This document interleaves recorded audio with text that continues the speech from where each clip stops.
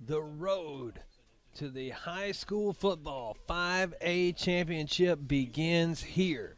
Munford High School, Dr. Sid Witherington Stadium, and the two-time, I sound like Ric Flair, two-time Region 8 5A champions Munford Cougars are hosting tonight against the Portland Panthers. Chad Gatlin, Jay Harder in here with you, bringing you the game tonight after an exciting game that decided the championship last week. A walk-off field goal for number 14, Braxton Brown, with 1 second to go when the kick was let go, and they beat Central 30-29. Unbelievable. I mean, I wish I saw all the highlights and Coach Calhoun giving interviews after the game. A huge win for the Cougars, a statement win going into the playoffs, and that's the kind of momentum you want to carry with you as you go play these in this tournament to go try and win a state championship. Absolutely. Coach Calhoun made the point that they caught a lot of flack last year for winning the district or region rather because they played one game to do it. They beat Brighton. There were only two teams playing. The Shelby County schools didn't play, and so he felt vindicated that they came back and defended it against a full schedule this year. Prove them wrong, right? Prove all the doubters wrong, and they've done a great job. And truly, I'm not just saying this, they've truly gotten better. We've seen all their entire offense, everything get better as the weeks have gone on. And I think this is the best thing I can say about Munford. They play an exciting brand of football. Every single week we come out here, I'm excited to see what they do. Win or lose, they play exciting football. And that's all you can ask if you're watching at home tonight. It's all we can ask for being here calling it. And they can balance the game if they want to. We've seen them go pass heavy in a game. We've seen them have a drive with nothing but passes. We've seen them have drives with nothing but runs. Big plays, we've seen them eat clock. They can do it in every phase of the game in multiple ways, and that's what's made this team great all year. They've gotten better each game as they went along. We've seen it, Jay. We've seen improvement out of all of the players, not the least of which sophomore quarterback Jordan Bell. Absolutely. I mean, in a huge way, too. Earlier in the season, kind of overthrowing some of his deep balls, rolling out, not setting his feet. And the past 2 weeks we've seen him play, he has improved upon that. I mean, he comes so far in that regard. He has matured a great amount over the course of this season. Munford is ranked number 8 this week in the Max Preps rankings. That's the computer rankings for high school teams. They are favored, according to Sonny Moore's power ratings, by 21.5 in the game tonight. Portland comes in at 4-6 and 2-3 in their region, the 4 seed in 7-5A, and of course the Cougars, the number 1 seed in 8-5A. They're down on the field for the coin toss now, and we'll come back with the start of the game. It's Cougars Panthers on Ritter Communications. In a rut? Need a tow? Call a pro. At A-Plus Towing and Recovery, we're standing by day or night, rain or shine. We service Gibson, Tipton, Shelby, Fayette, Haywood, and Madison counties, plus nationwide towing. A-Plus Towing and Recovery is ready to assist with general repair, 24-hour towing, roadside service, and more. Our technicians are highly trained and prioritize customer service above all else. A-Plus Towing and Recovery. We tow with integrity. Call 731-741-4545. Go on, girl. Go on and get help. That's it, girl.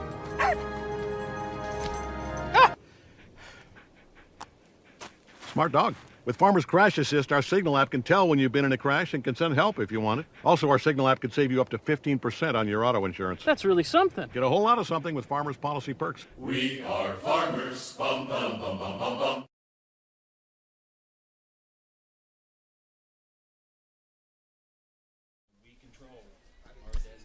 Back here in Munford, getting ready for the start of the game. The Cougars getting ready to break through the banner that says, and I don't know if we can get a camera on this quick enough before they burst through, but the banner says, "Tell your girlfriends you'll be home next Friday." You're available to do anything, have dinner, whatever you need. Well, that's great. I mean, it's going to be a great game. Like I said, I'm excited. One thing about Portland, we were talking about how versatile Munford's football team is doing all this stuff. Portland seems to be pretty run-centric. They like to run the football, but those have been the most exciting games we've seen from Munford this week is when their opponents run the football like that. So I'm excited. Yes, absolutely. But, yeah, as you pointed out, a huge disparity in pass yards versus run yards on the season for the Panthers. They've only rushed for 300 yards all season. While they've only passed for 300 yards all season. Excuse me. Right. While they've rushed for 3,000. It's a huge discrepancy there. But it's going to be an exciting game. Look, I personally love run-centric football teams. I'm excited to see what kind of formations we see. I'm hoping to see a little bit of wishbone, but we'll just have to wait and see here. It's going to be a great football game. I'm excited. Yeah, I've watched a little bit of tape on Portland. They really like the off-tackle runs. They like to push it off of either side and try to make a hole in the middle rather than getting around the edge. They've got two good running backs. They've got Braylon Dowlin, who we'll see. He averages 7.9 yards per carry. And then Jalen Perro will carry the ball a lot as well. He averages 5.8 yards a carry. He has 684 yards on the season. Those are great numbers by those two guys. And when you play against a running football team, regardless of their record, first of all, tournament time, records don't matter anymore. It's win or go home. But when you play against a football team that runs at the weight, it's going to be a physical football game. It's demanding of you, and it's going to be a gritty game. You got to show some toughness to win games against run teams, like in college football, for example, playing Navy. It's always a tough matchup. And I think you're going to see something like that tonight. I would also say we probably won't be focused a lot on the Munford secondary this evening, but it wouldn't be criminal not to note Akarius Hodgins' great season again this year. Last year, the 8-5A Defensive Player of the Year. He's got to be a favorite for it again this year with 5 picks on the year. Yeah, huge. I mean, he's great. He's just a ball hawk, right? Almost a magnet to him. So, but we might not see him tonight, although I was about to say, first play if you're Portland, you run the ball a year, little play action, throw it deep, take a shot on play number 1.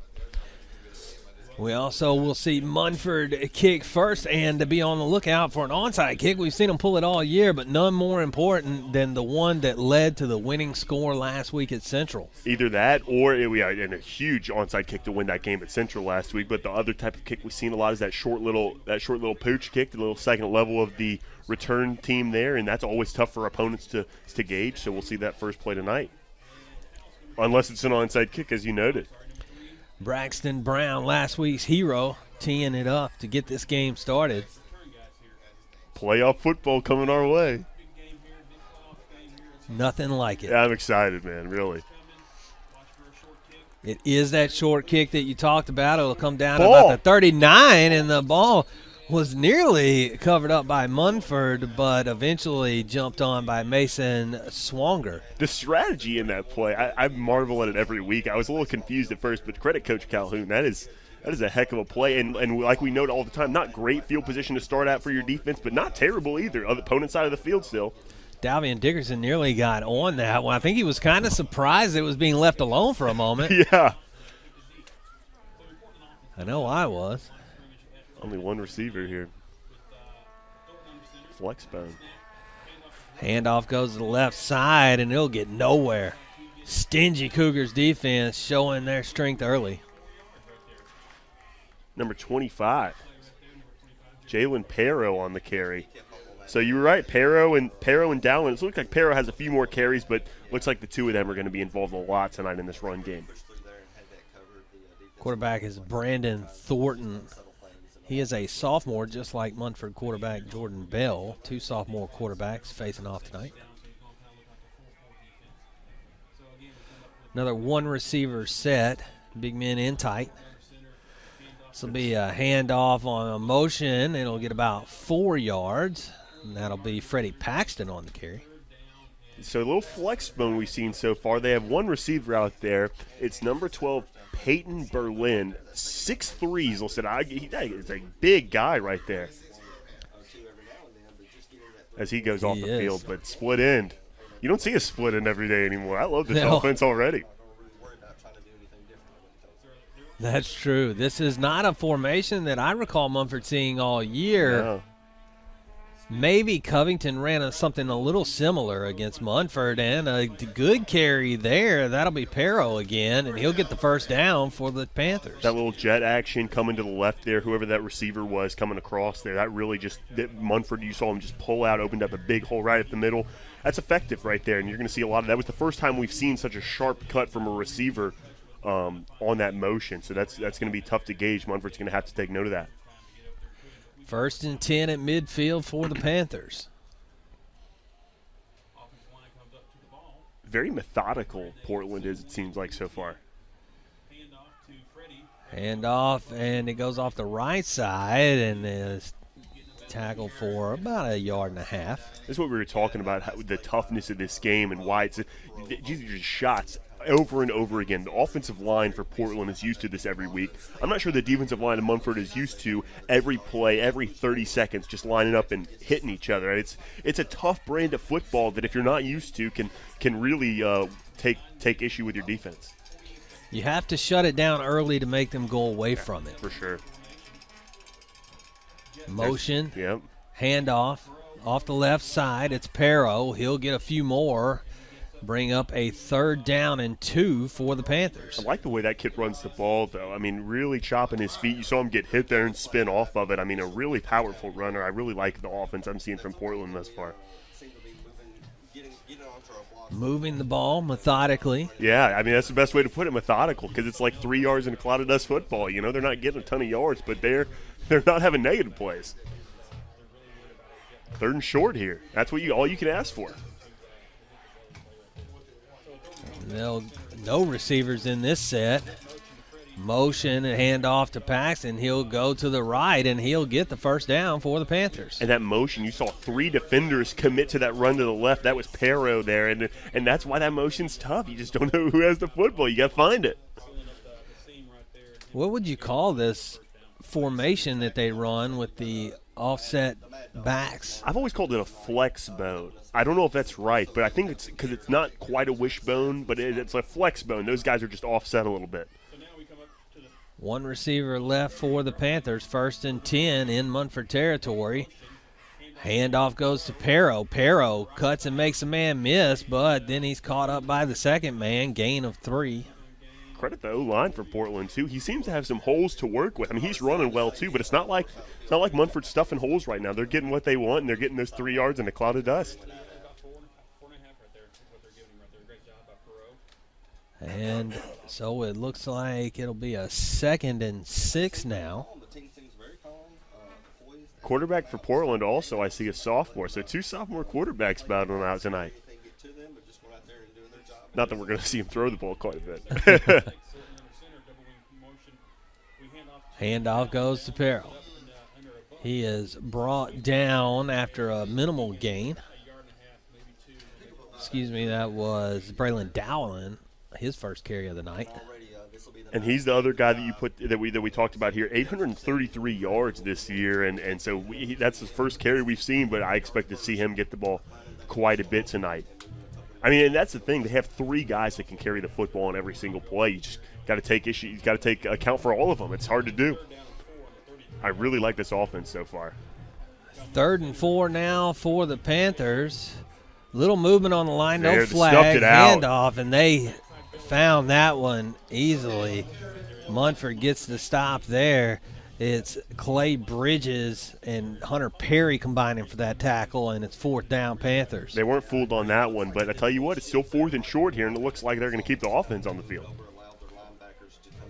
It's in that area of the field where, Right. especially if you're a running team and it's 4th and 4, 4th and 3, you want to go ahead and push for it.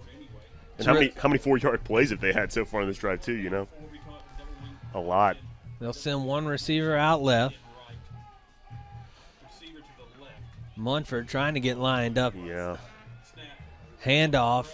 Ooh. And it's going to be close. It's very close according to the referee's mark. It looks like he got enough for the first down. We'll wait on the signal.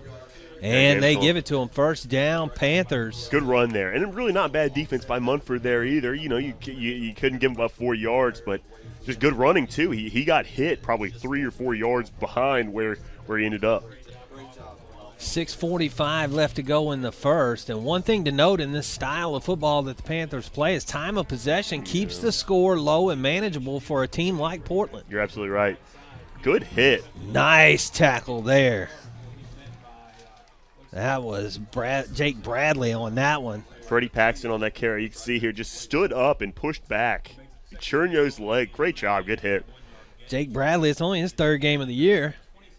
He's out with injury for the beginning of the season.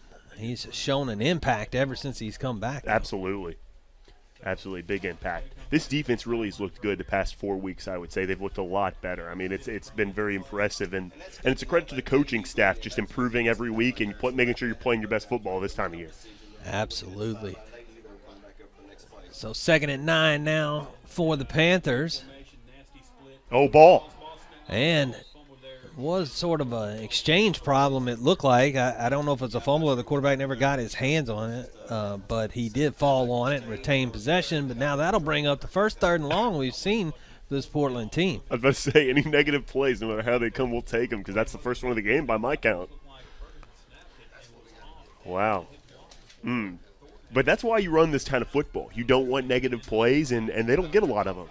Big 61. I just noticed him on that offensive line. That is a big offensive lineman. 0 receiver set on a 3rd and 10, Jay. Handoff goes to Perot. He is brought down right past the line of scrimmage. He maybe got 2, but that's going to bring up a 4th and long for this Portland team. It's a long field goal, too, if they choose to kick it. It doesn't look like they are. I did see them send a guy off the sideline, number 12, but he is not listed as a kicker. So we'll see here. And they are going to go for it. Different set here. One receiver wide, more of a spread formation there. Handoff goes to Braylon, and he is brought down for no gain, and that will be a turnover on downs for the Cougars. Good, and you see the Munford defense run off the field. They're excited, as they should be. Anytime you can get a turnover on downs with a team that plays this style of football, you got to be excited. Great play there. Jace Hodgen and Jake Bradley in on that tackle. But you noted time of possession. What is that, 8 minutes off the clock at this point, so that's a long drive even for a turnover on downs. I just want to point out that Jace Hodgen came in assistant on that tackle from the safety position, showing a little bit of his speed. Got to get up there. Good hit. First time we'll see Jordan Bell tonight. He'll look to the sideline to get the play. Munford takes possession on the 24-yard line. And now the officials call a timeout. There was a Munford player that padding problem, maybe they're pointing to the knee. Some sort of pads or uniform problem, so Akarius Hodgen will have to come out for a play.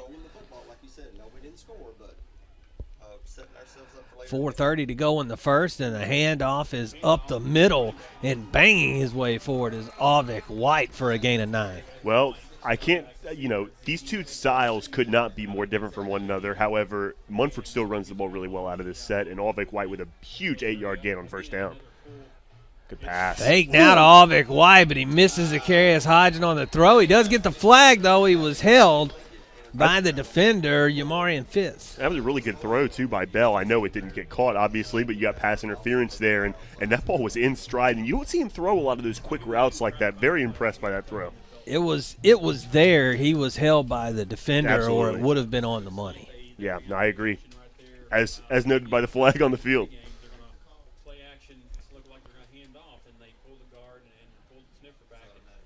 And so now they'll mark off the penalty, and it'll bring up a first down for the Cougars and get them near midfield. Only the first penalty of the game so far by either team. So that's good. This time of year, you don't want to be committing penalties and giving up free yards. Absolutely, because if you could fault Munford for one thing, 2 weeks ago when we were here at Dr. Sid Witherington Stadium, they had 15 penalties in the game against them. Avik White spins off a man, now stiff arms and gets another one, and he goes down. A big gain for Avik White, 13 yards on the carry. Yeah, big gain right there. You're absolutely right, and that's two right now. That's two big gains out of the shotgun. It seems like this Portland front is not stopping the run thus far. 5-down lineman. For Another them as well. handoff to White. White will cut it back inside, and he'll be brought down after a gain of 3.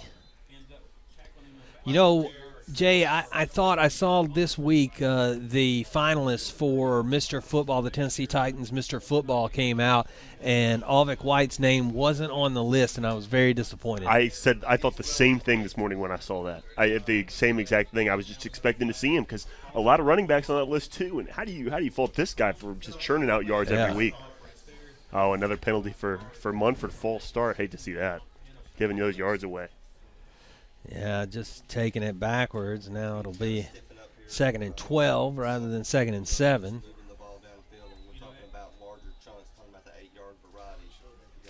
Can't play from behind the sticks, especially in a game like this. It's going to be physical. Bell calls a man in motion. He'll Keeper. fake the handoff and keep it. Nice read, and Bell will be met, however, in the backfield. No gain on the play. He got back to the line of scrimmage with forward progress, I think. Ooh, Hunter Gill might have got away with one there. It looked like almost a block in the back, but still, like you said, great read by Jordan Bell there, getting out to the right. Credit Portland's defense swarming the football, even on an option play like that. That is excellent defense on that play. 2nd and 11 now for the Cougars. Bell lines up with 3 receivers in the set. Medill goes in motion. He'll fake it. He'll throw it over the middle. He's got his man caught. No, it came out. Oh, my goodness. Oh, that's a shame. That was a good throw, too, right there, wasn't it? I mean, that's it two was, really good and throws. Alvick White was right there. He just couldn't keep his hands on the ball. Spinning around there, it's just a tough play, but, well, let's see what happens here. Are they going for it? They're having some confusion on whether or not they get the punt team on the field or not. And it looks like, I'm trying to read the lips and body language of Coach Calhoun, but now he sends the punt team out. Yeah, maybe the offense wanted to stay out there, and he thought better of it.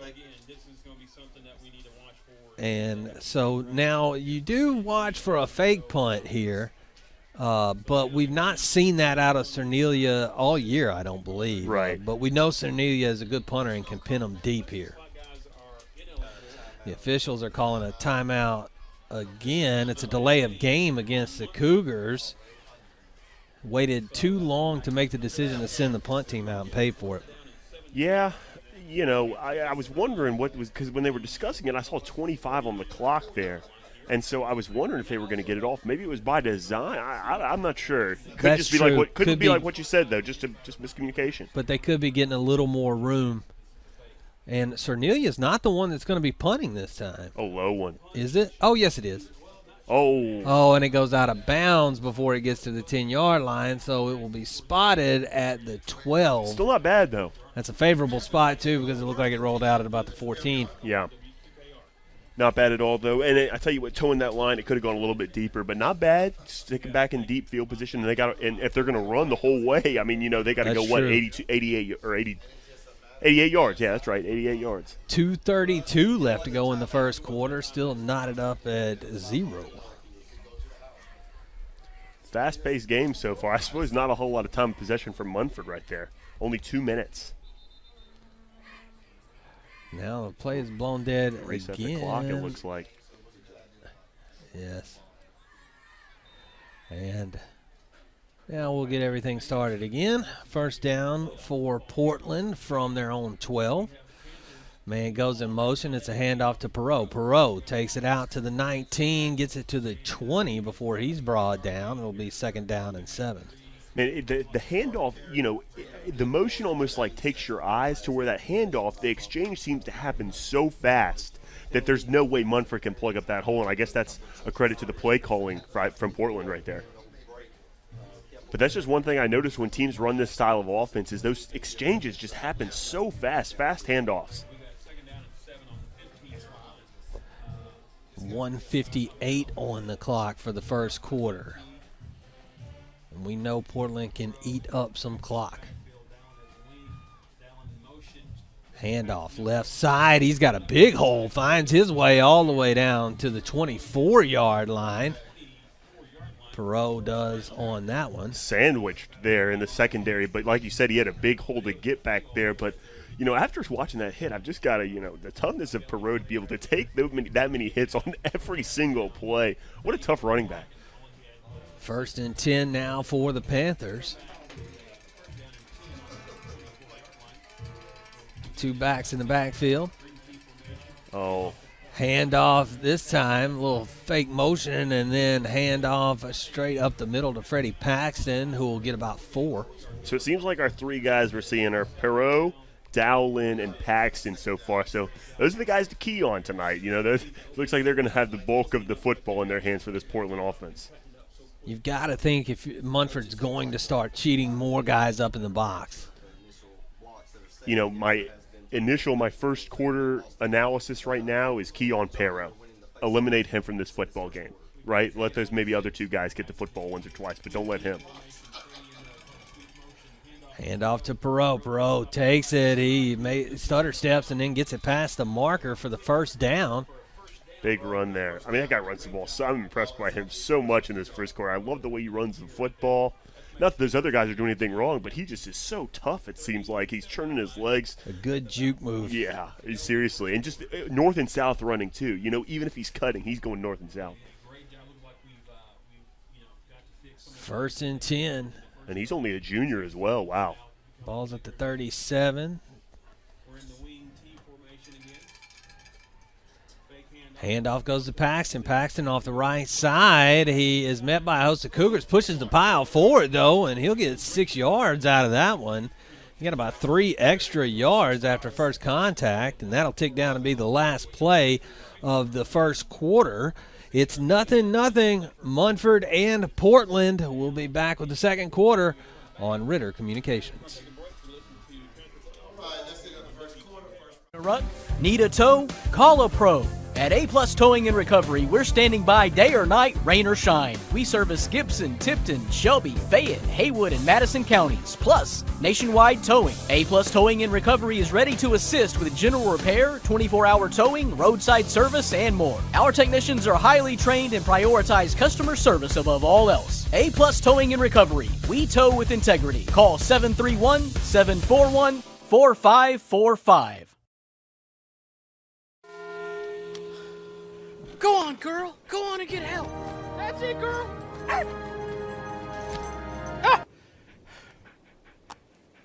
Smart dog. With Farmer's Crash Assist, our Signal app can tell when you've been in a crash and can send help if you want it. Also, our Signal app can save you up to 15% on your auto insurance. That's really something. Get a whole lot of something with Farmer's Policy Perks. We are farmers. Bum, bum, bum, bum, bum, bum.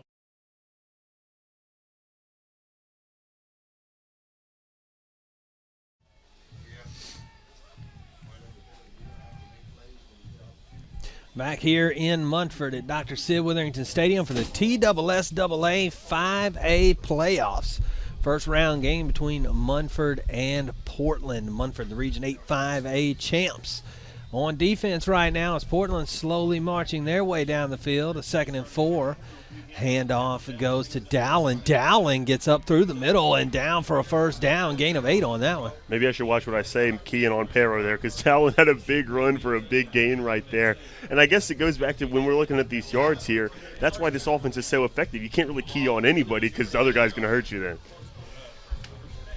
And you said it in the beginning of the game, this is the sort of team that Munford has to look out for. It's the kind of team that they've had close ones against. It's a sort of Covington-style team. Bingo. Maybe not the talent that Covington has as a unit, but the style is very similar. I totally agree. I absolutely agree. And I tell you, I love this kind of football too. But you're right, Munford has struggled against it, but this defensive front also has gotten way better since the last time they played a team like this. False start on the Panthers and march the ball backwards. Another penalty against Portland there. Third one of the game, second. They're second. But you just can't, especially if you're a run team, you cannot play behind the sticks. 15 yards to gain is tough when you're a running football team like this. You never want, Jay, to get across the 50 and then go back. No, absolutely not. Handoff Dallin. And he will get it back to the original line of scrimmage, maybe a couple inches more to bring up second down. So Perro took all the hits in the first quarter, right? He got all the carries. Now we're going to give it to Dowlin, let him eat up a couple of them, then we'll get back to Perro after that. It seems like that's where we're going, that kind of direction. But when you have 2 backs that run the ball like that, I mean, why not? Absolutely. And that's what they're going to do. That's what they've been doing all season. They're not going away from it. Handoff now over the right side, and that is Paxton again. He will go nowhere, maybe gain a yard. All three of those guys, juniors, that is really good for Portland. Win or lose tonight. Those guys coming back next year, that is huge. I mean, those are tough running backs. Three.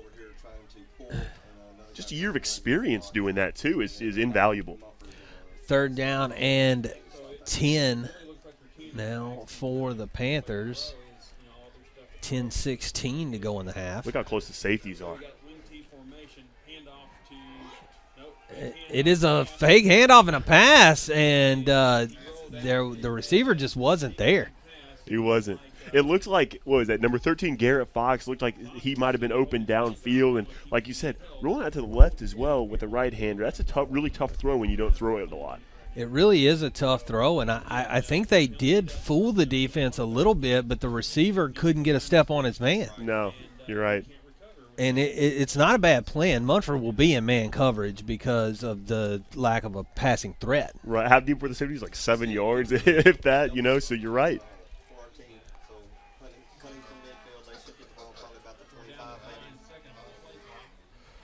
And the punt for the first time in the game, the Panthers. No gunners here.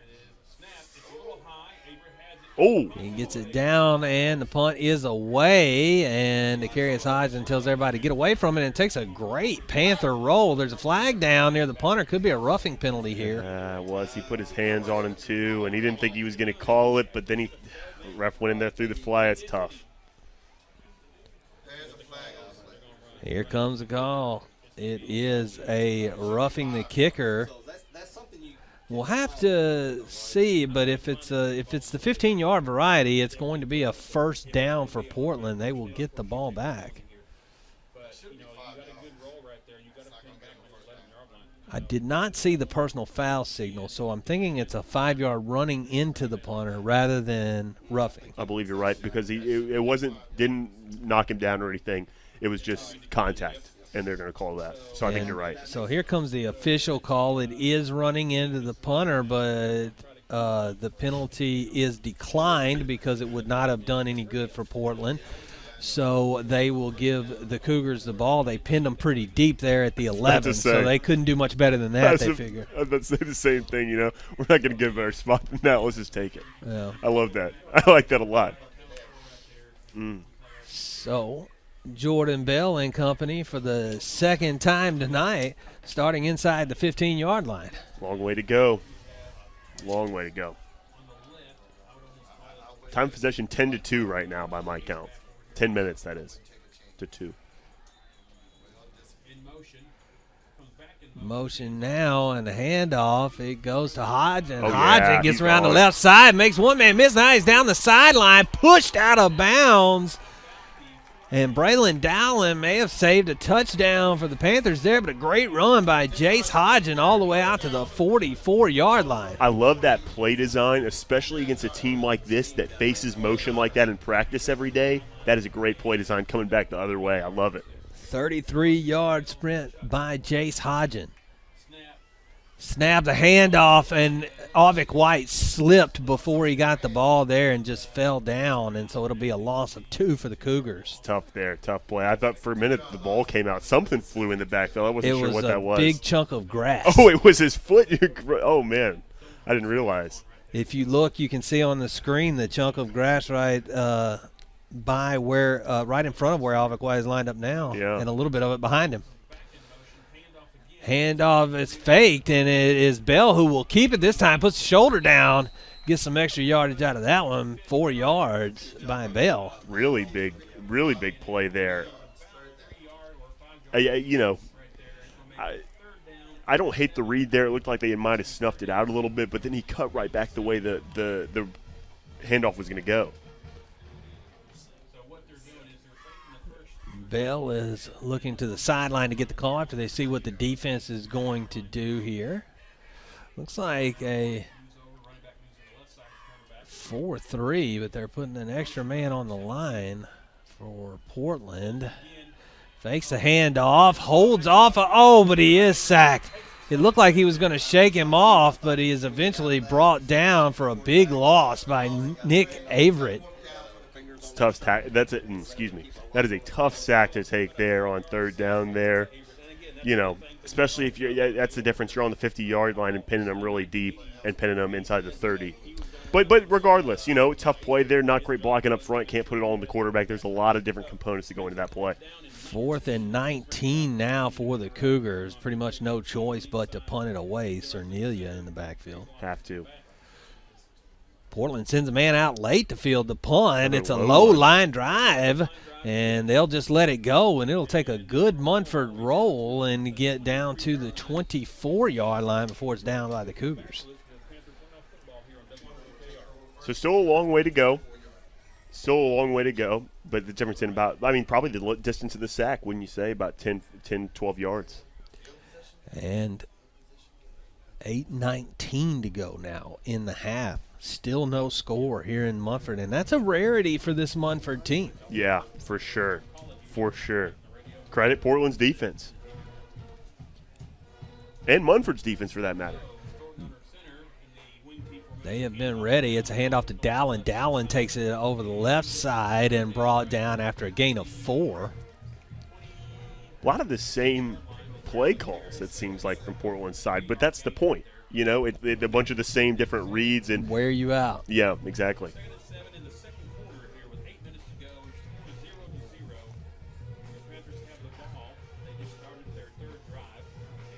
Man, I can't get over how close the safeties are playing to the line of scrimmage. Dallin went in motion, but the handoff goes to Perot, and Perot will get the first down. First carry from him in a few plays there, and, I mean, he's just so explosive. It seems like finally when you feel like you figured him out, one of these guys just breaks off a big one. And like you said, it seems very repetitive what we're saying, but that's the point, right? It's supposed to be a war. They want to play physical like that, and they're doing exactly what they set out to. And it's just a lost art of football to me. I love this brand of football, truly. More high schools should play this way. 3 yards in a cloud of dust, is that what they call it? Yeah, exactly. Oh, another big one. And it is brought down after a gain of about 5. Took about 3 Cougars to get that one put in the ground. Paxton.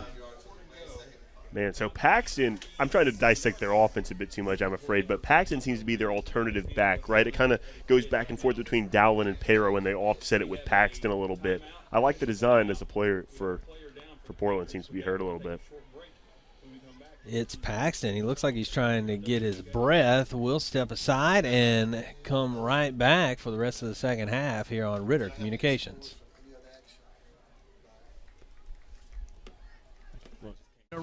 Need a tow? Call a pro. At A-Plus Towing and Recovery, we're standing by day or night, rain or shine. We service Gibson, Tipton, Shelby, Fayette, Haywood, and Madison counties, plus nationwide towing. A-Plus Towing and Recovery is ready to assist with general repair, 24-hour towing, roadside service, and more. Our technicians are highly trained and prioritize customer service above all else. A-Plus Towing and Recovery. We tow with integrity. Call 731-741-4545. Back here in Munford, Dr. Sid Witherington Stadium, the winner of this playoff game will face the winner of Henry County and Dyer County. That game's still in the first quarter right now, but Henry County leads 28-14 over the Choctaws. We see the handoff for Perot get stopped up after a gain of about 1.5 yards. They may give him 2 with forward progress. You just have to be so alert playing defense for Munford right here. I mean, your eyes just have to be in the backfield. You have to have your eyes on the football. You can't get distracted by the motion. So many moving parts in this offense. Coach Calhoun looks like he's dialing something up right here. They got 5 men on the line, 9 men in the box. And Portland not bothered. They're still going to push it forward. No flag? That was a weird, like a snap and a delay. It was an odd play, but what happened was you ended up with quarterback Braden Thornton just keeping it for himself and did sort of a delayed draw. Yeah, that's exactly what it was. I guess that's design, and I guess you're right. It's not a flag, but I've never seen that. Or at least I can't remember having seen it. Handoff this time. It'll be for Perot. He'll go nowhere. But that's one of the plays I'm talking about where that handoff happens so quickly. I mean, it's almost immediate after the ball snapped. It's incredible. Zach Smith stopping up the middle for the Cougars on that one. And I guess the back is playing closer to the line of scrimmage, whereas like sometimes in the one-back formation he's a little bit deeper, so that could be why. But still, it just seems like it's happening quickly to me. 5 minutes, 20 seconds to go in the half. Dowling in motion. He gets the handoff. He finds a little room around the left and then is met and cleaned up. That was, looks like Jake Bradley on that one. Jake Bradley we've seen have an impact already today, and a big hit right there. Those linebackers, I think that's the most important piece for Munford's defense when you have all these moving parts, is the linebackers have to be the ones to really have their eyes in the backfield. 3rd and long now for the Panthers. Handoff. Paxton caught in the backfield but gets loose. Then he gets it up and down to the 45, but not nearly enough for the first down. And now a decision to be made by the Panthers. Munford did a really good job of sniffing that out. It seemed just got to wrap up. But it really, I mean, they diagnosed it. That's all you could do. Do you believe, like I do, Jay, that it is a disease in football today at all levels of not wrapping up? Yeah, absolutely. And especially with, they don't like the crown of the helmet stuff. Fundamentals, I feel like, for tackling are taught so much more. It shouldn't be that way. And so now Portland will take a timeout to talk about this 4th down. We'll take it with them. We'll come right back on Ritter Communications.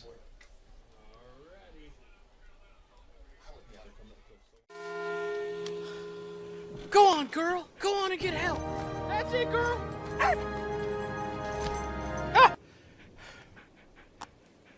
Smart dog. With Farmer's Crash Assist, our Signal app can tell when you've been in a crash and can send help if you want it. Also, our Signal app can save you up to 15% on your auto insurance. That's really something. Get a whole lot of something with Farmer's Policy Perks. We are farmers. Bum, bum, bum, bum, bum, bum.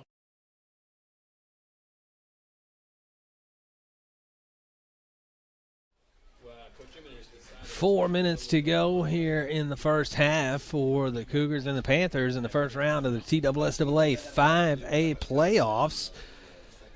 Broadcast brought to you by A-Plus Towing and Recovery. Thanks to them for sponsoring this playoff game for the Munford Cougars. The Panthers now decided to punt. They maybe just been trying to get an offside penalty before the last play. They will punt. It's a booming, good punt.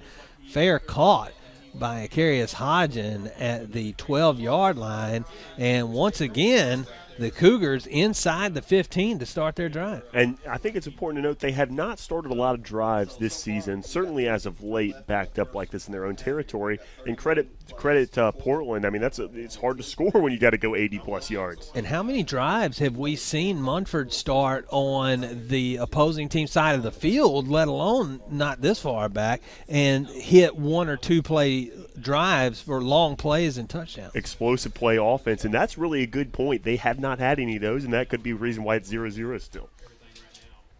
Bell takes the snap, hands it off to White. White goes around the right side, gets past one man. Now he's wrapped up around the legs and the upper body by another one and brought down for a gain of 9. Big gain right there, big gainer. They've been last drive they didn't have, well, I guess they had that first sweet kind of play that had big yardage, but these simple plays they haven't gotten big yards out of so far. Hand off to White. White goes off the right side. He's got a hole now. He spins it off but can't get away from Dowling. Braylon Dowling with another saving tackle there. Looks like a flag down, probably a holding. That's a shame. Can't have that, man. Penalties, the one thing that has hurt this team all year. It's hard to say hurt this team with only 2 losses and a region championship, But if you could point out one deficit in this team, it has been penalties all year long. I totally agree. And even in games they've won, it has been a factor in making those games close, coming down to the end of the game. And especially in a tournament, you can't have that. And they've cleaned it up a lot, so maybe it just could be one or two things. They're just looking for having explosive play. But, again, can't play from behind the sticks, either team, really. So that'll make it 2nd and 11 now for the Cougars. Got a receiver out wide left. Yeah, by himself, one-on-one there. Dial it up. How deep he's playing, too. 10 yards. Bell fakes a handoff. He's looking for the pass, but he gets a little bit hurried, but now he finds him, gets it across the middle and down. First down, Cougars. Macarius Hodgen on the reception. Yeah, you and I saw that from all the way up here, didn't we? We saw that one-on-one coverage. Looks like Coach Calhoun saw the same thing. Dial it up, throw it to him. I thought Bell was going to have to bail out of it because he had a lineman in his face, but he was able to move positions in the pocket and then find Hodgen. Hodgen cut the route in. I don't know if it was originally designed that way, but he saw his quarterback needed a window. Yeah, a good cut by the receiver making that play happen as well. And so now we have another timeout on the field. This one is Portland's as well. That'll be their second timeout of the half. We'll come right back on Ritter Communications.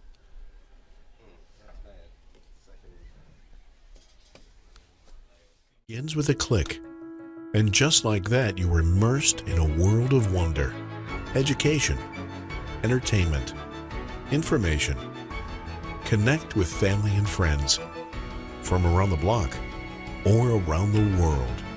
So when it's time to connect, Ritter Communications will be there to make it happen. With speeds up to 1 gig. Ritter Communications, connecting you to what's important. Jordan Bell with the keeper here. He's going to roll around the left side, finds a blocker. White threw a good block for him. He'll get a gain of about 7 on that one. Way to hold on to the football there, too, because he got hit from behind. It looked like that ball could have been jostled loose, but way to keep it high and tight, hold on to it, and a big 7-yard gain. First downs like that, you can go 80 yards. You know, if you get 6 or 7 yards on first down, that's what's going to take you the length of the field. Bell takes a snap, straight hand off to White, this time up the middle on the draw. He will be brought down after a gain of 3, just short of the first down. And again, you know, 3rd and shorts, that's the type of thing that's going to get you down the field as well. And I've really liked the chunk plays that you've seen from Munford so far in this game. I know they haven't scored so far, but you turn a few more of those together, if you just get a drive with a couple of those, you're going to score.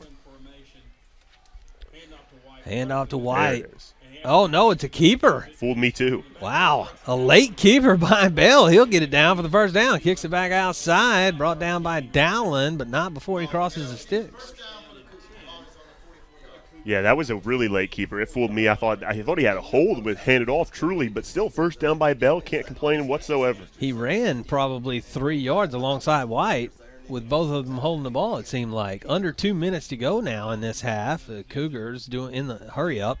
And now Bell thinks about throwing it, but decides to tuck it down and run it. Finds a block, but he is stuck at the 50-yard line. Going to call it down at the 49 because the referee doesn't have good eyes. Sandwiched there, it seems like, as he's been a couple of times.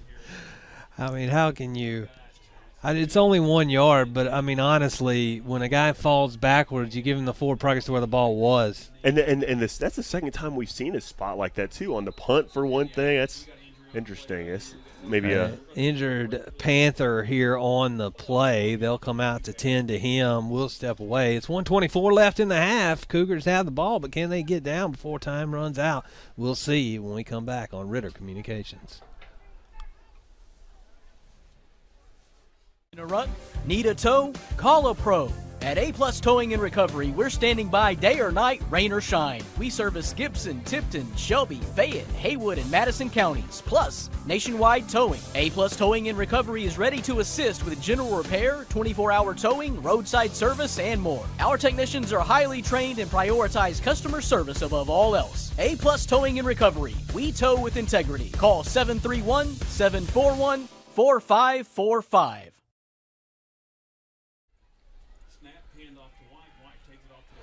White goes off the right side. He'll have the first down for the Cougars. Makes a spin move. Hits that R stick. Yeah. And able to get the first down. About a 10-yard gain there, and that's what we're talking. That was a third down one, I suppose. But still, those are the kind of plays we need to have to march down the field. Every 2 or 3 plays, just 8 or more yards, and you're going to get in the end zone here pretty soon as about a minute and 10 left. Quick snap to Bell. Handoff to White. White left yeah. side. He gets about 7 on the play brought down. Cougars are going to have to go ahead and get on the ball again. 1:03 and counting.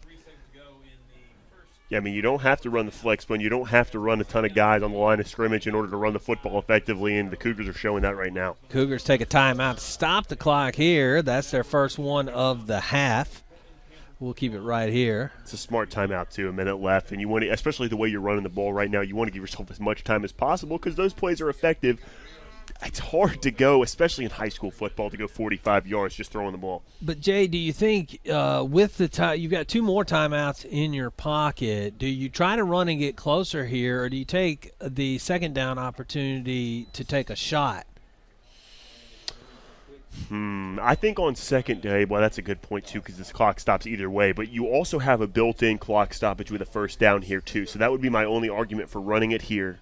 Clock stops, then maybe take that play to pass it. But I also like throwing it here, stopping the clock, then getting that stoppage on the next play. 2 receivers right, 1 to the left for Bell. White's in the backfield. Bell takes the snap, fakes a handoff to White, now throws, and it is picked off.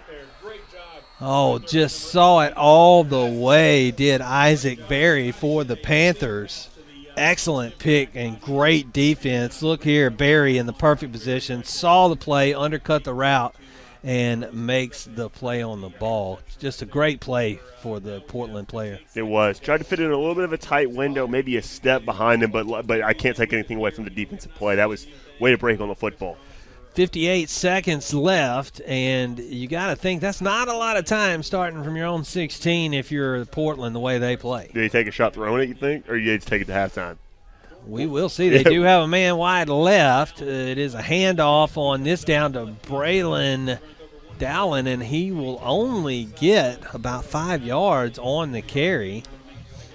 This might sound crazy from their own 25, but this has potential to maybe be a letdown spot for Munford's defense. You didn't expect to come on the field right here, so you got to make sure you focus up here and don't allow a big play for Portland when you don't need to. They 30 seconds to play, just take care of business right here on these 1 or 2 plays. Portland is not stopping the clock. So maybe they're just taking it to halftime then. So it is 22 seconds and still counting. They do have a timeout. They just chose not to stop at that time. This will be a handoff around the right side. It'll go to Paxton. Paxton will outrun one man to the edge and then get it out of bounds at the 31. 9.9 is what the clock stops on there. That had potentially be a big play there. I kind of started holding my breath there as he got to the edge. There was only one man to beat, it looked like. But okay, 9 seconds left. Do they pass here? Do they take a shot? You don't want to throw you have to think. You don't want a pick to go the other way. Pick six, even worse. Maybe you just hope you break a run, and if you don't, you live with it. I always say fans hate taking games into halftime, but you know what they hate more? Pick sixes going into halftime. That's right. And it will be a handoff Paxton again, and this time Paxton will make a man miss. There is a flag in the backfield. He got out of bounds before the clock stopped. But there was a flag in the backfield that was probably a hold against the Panthers. Marching back. And that'll be a runoff, too. Well, I don't know. That probably didn't work in high school. I don't know if that's accurate. And it is a block in the back, actually, on Portland, which will march the ball backwards. 1.9 is what's showing on the clock there. I'll tell you what, for no points being scored in this half, this has been an exciting 25 minutes. And unexpected. Munford favored by more than 3 scores. Credit to Portland's defense, though, seriously. They played really well. And we got the Portland radio crew here next to us, and I was talking to them before the game, and they said this is probably the best 4-win team you're going to see, and I can't argue with them so far. They're playing a really aggressive, physical brand of football. I like what I'm seeing from the Panthers. And so we will see. It looks like they are going to fake a handoff and throw, actually. I thought they were just going to run down, and Paxton's open with no one on him. And he will go. He's to the 30, to the 20. Can Hodgin run him down? And he can't. And it will be a touchdown, Panthers. Tough play. What a throw. Oh, wow. Akarius Hodgin had two hands on him and could not get him wrapped up. The young man just had too much of a head of steam. What a dial up there, too. I mean, there was no one within 20 yards of him, and the nearest defender right there at his back turn. A great play call from Portland. That's where they've been waiting. I'm sure all have to dial that up, and a great play call. They've for a set touchdown. it up They because have. they run that motion, and Paxton runs that long sweep route, whether he gets the ball or not, and they're just not guarding him coming out of the backfield on the route. That's a huge play going into halftime as well. That's momentum that wins football games. It really Wow. is. Ooh, late sub.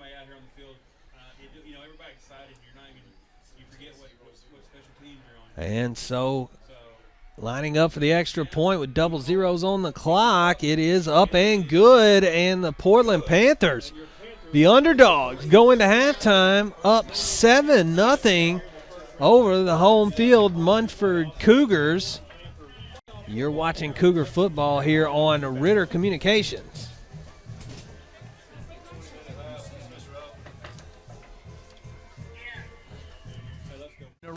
Need a tow? Call a pro. At A-Plus Towing and Recovery, we're standing by day or night, rain or shine. We service Gibson, Tipton, Shelby, Fayette, Haywood, and Madison counties, plus nationwide towing. A-Plus Towing and Recovery is ready to assist with general repair, 24-hour towing, roadside service, and more. Our technicians are highly trained and prioritize customer service above all else. A-Plus Towing and Recovery. We tow with integrity. Call 731-741-4545. Go on, girl. Go on and get help. That's it, girl.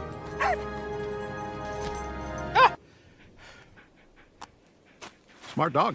With Farmer's Crash Assist, our Signal app can tell when you've been in a crash and can send help if you want it. Also, our Signal app could save you up to 15% on your auto insurance. That's really something. Get a whole lot of something with Farmer's Policy Perks. We are farmers. Bum, bum, bum, bum, bum, bum.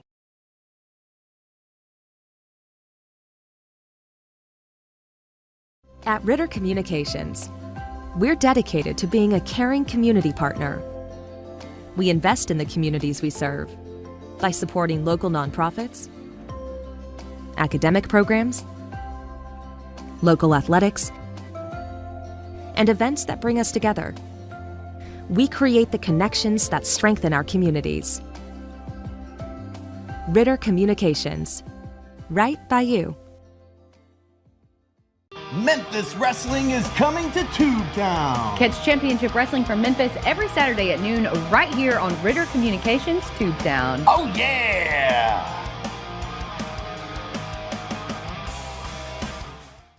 My name is Donna Ann Lucy. I am from Caraway, Arkansas. I have been having trouble with my internet. You got a lot of important things that you do from the internet, and you don't want to miss anything. I usually use it to book rooms to watch my granddaughter play basketball. They had someone out that day, and it was back up within 20 minutes. And it makes me feel so good to go there and take care of it, you know, and see the smile on her face, man. That makes my day right there.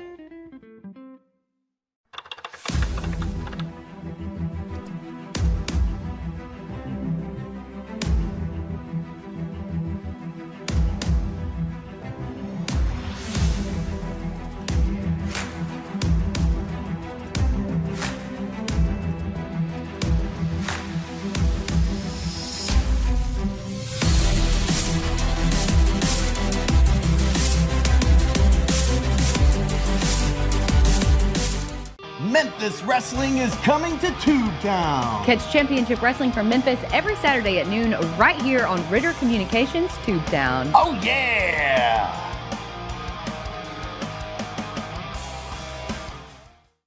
I'm James Finley, and I'm from Jasper, Arkansas. We came in to have my mother's service turned on, and she needed to pick a plan. They were patient, answered every question, and there were a lot of questions.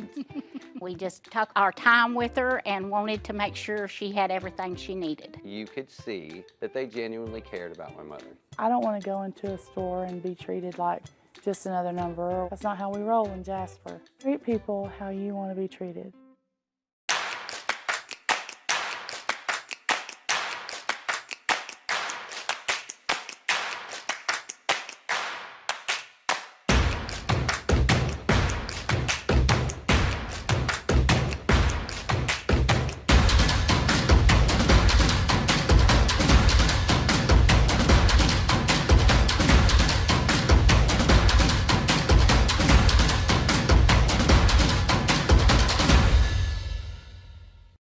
My name is Raynessa Chandler. I am currently the manager of technical support for Ritter Communications. Ritter is like family in more ways than one. My aunt retired after 33 and a half years here, and currently I have 2 cousins that work at Ritter. We have a variety of talented individuals. They motivate us and encourage us to do the right thing. We're grateful for the opportunity to work at a place such as Ritter and to be able to help others, because that's what it's all about, serving others.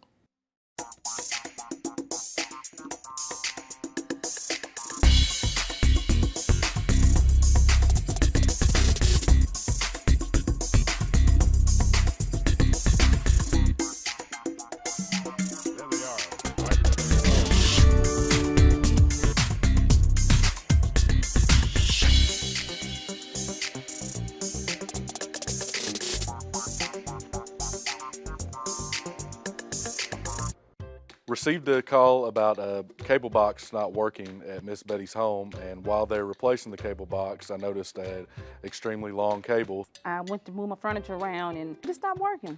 A long cable like that could affect signal levels and eventually cause her cable service to go out. Michael took it up on his own and fixed it for me. Now I can FaceTime with my niece and nephew because we don't get to visit too often. Thank you very much. You're very welcome. That's how Ritter's making it right. Right by me. Our dog got hit by a car. My wife and children were very upset about losing Buddy. While I was burying the dog, I cut the cable line. Being a dog owner myself, it's hard losing a pet. So it's very important for us to get their services restored. There's a winter storm hitting right now. It was a Friday night. You showed up and the very next morning in some pretty terrible conditions and fixed us up. That's what we try to do here at Ritter in a bad situation, try to make it better. Memphis Wrestling is coming to Tubetown. Catch Championship Wrestling from Memphis every Saturday at noon right here on Ritter Communications Tubetown. Oh, yeah!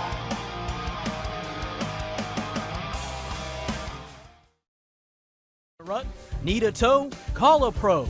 At A+ Towing and Recovery, we're standing by day or night, rain or shine. We service Gibson, Tipton, Shelby, Fayette, Haywood, and Madison counties, plus nationwide towing. A+ Towing and Recovery is ready to assist with general repair, 24-hour towing, roadside service, and more. Our technicians are highly trained and prioritize customer service above all else. A+ Towing and Recovery. We tow with integrity. Call 731-741-4545. Halftime at Munford, the Portland Panthers lead the Cougars 7-0 after a spectacular passing play to end the first half and score.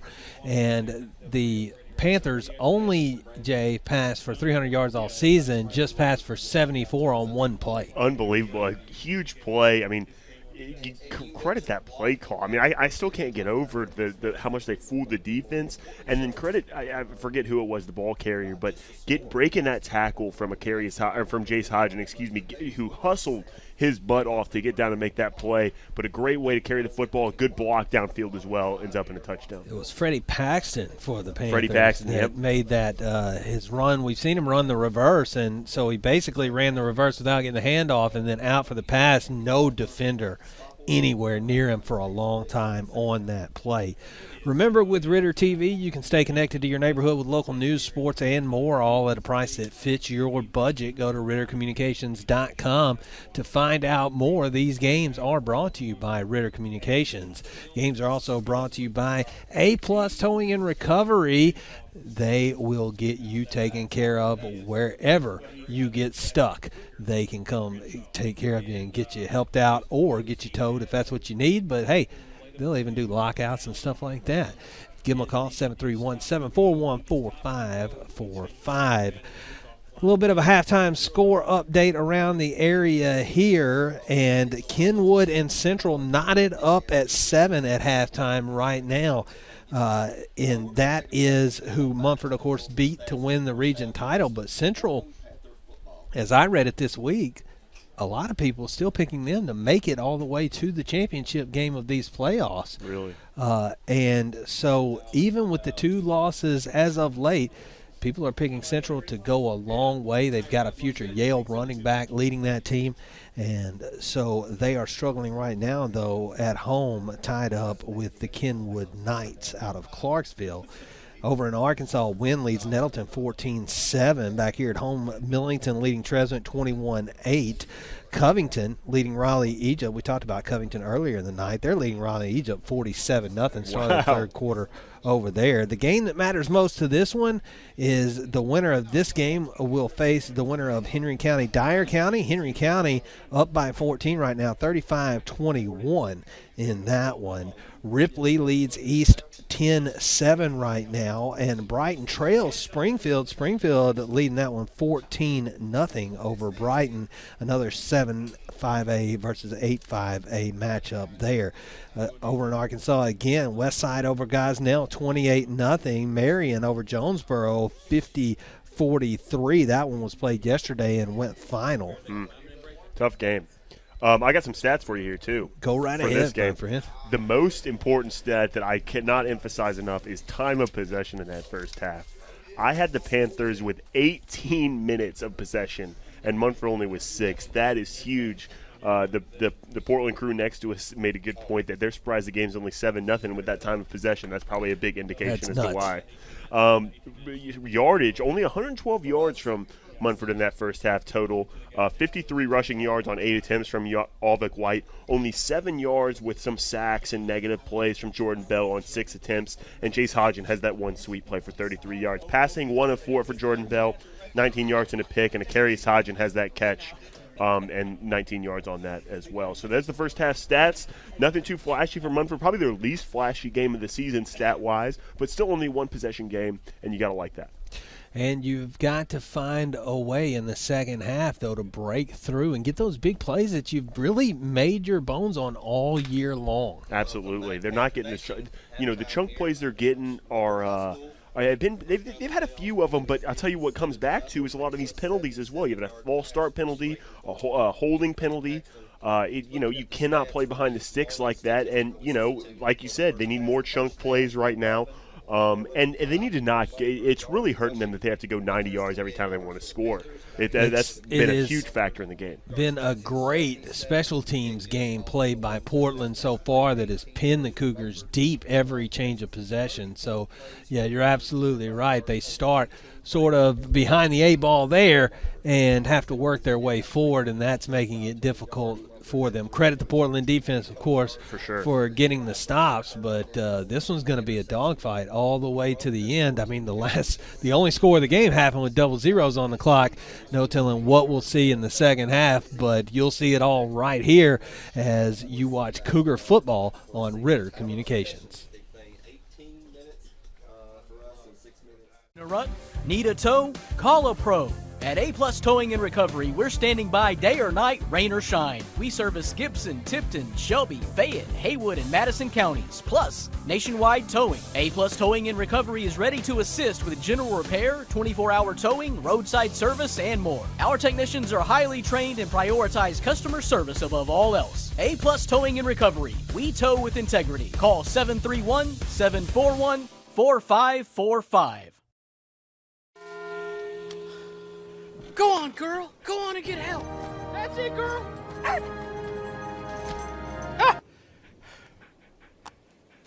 Smart dog. With Farmer's Crash Assist, our Signal app can tell when you've been in a crash and can send help if you want it. Also, our Signal app can save you up to 15% on your auto insurance. That's really something. Get a whole lot of something with Farmer's Policy Perks. We are farmers. Bum, bum, bum, bum, bum, bum.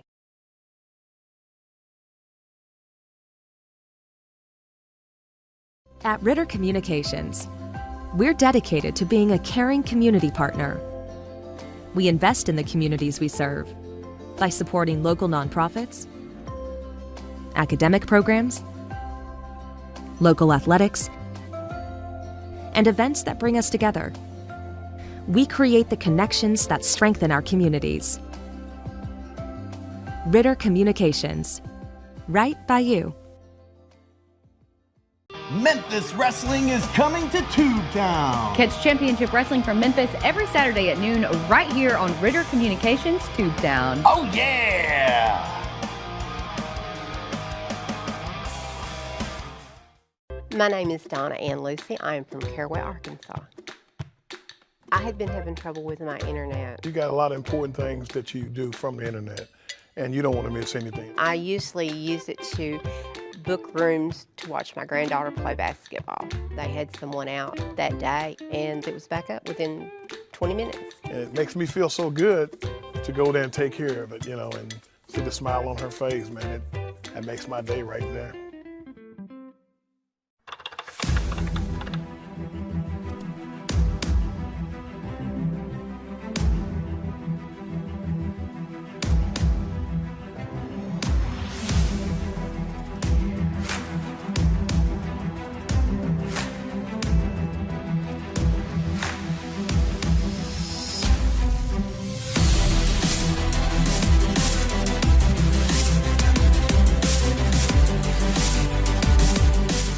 Memphis Wrestling is coming to Tubetown. Catch Championship Wrestling from Memphis every Saturday at noon right here on Ritter Communications Tubetown. Oh yeah!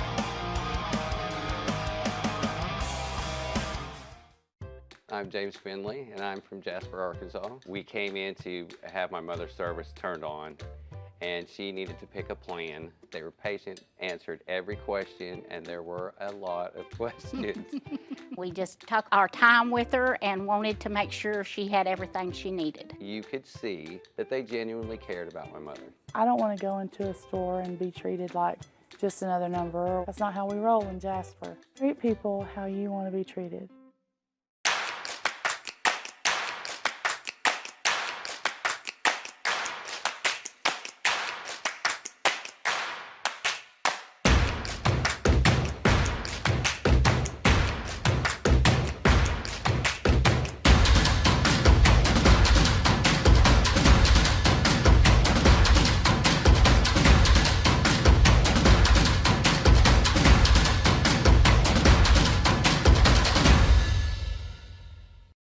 My name is Raynessa Chandler. I am currently the manager of technical support for Ritter Communications. Ritter is like family in more ways than one. My aunt retired after 33 and a half years here, and currently I have two cousins that work at Ritter. We have a variety of talented individuals. They motivate us and encourage us to do the right thing. We're grateful for the opportunity to work at a place such as Ritter and to be able to help others, because that's what it's all about, serving others.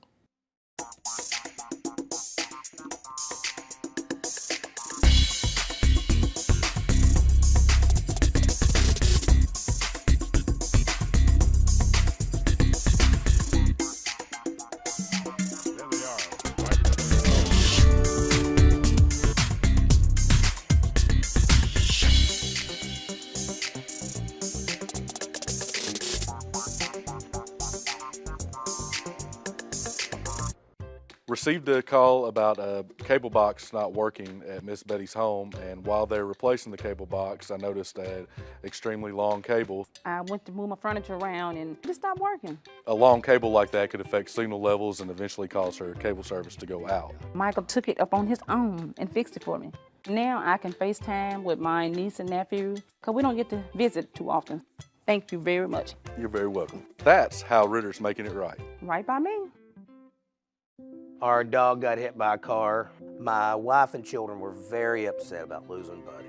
While I was burying the dog, I cut the cable line. Being a dog owner myself, it's hard losing a pet. So it's very important for us to get their services restored. There's a winter storm hitting right now. It was a Friday night. You showed up and the very next morning in some pretty terrible conditions and fixed us up. That's what we try to do here at Ritter in a bad situation, try to make it better. Memphis Wrestling is coming to Tubetown. Catch Championship Wrestling from Memphis every Saturday at noon right here on Ritter Communications Tubetown. Oh yeah!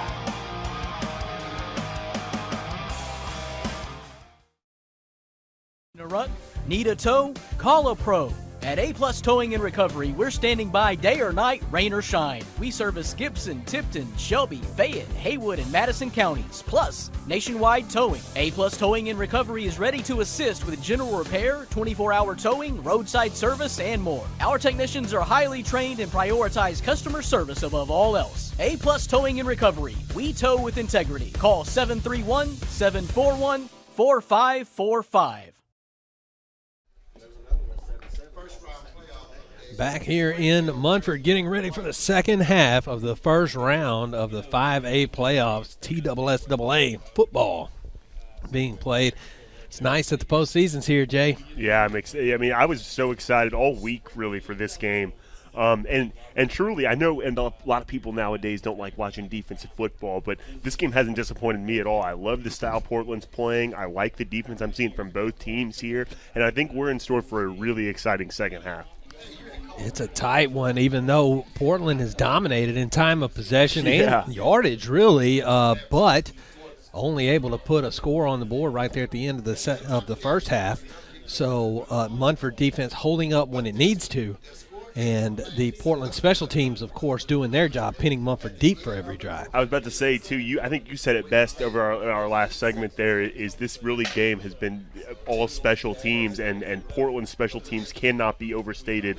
What a great job they've done to really put the defense in a great position to get stops, and to be up one play is the difference in this game, 7-0. So credit that defense and credit the special teams. Yeah, and really it was just it was a nice play by Portland to use to their advantage something they've been running all night, and they saw something and used it to their advantage.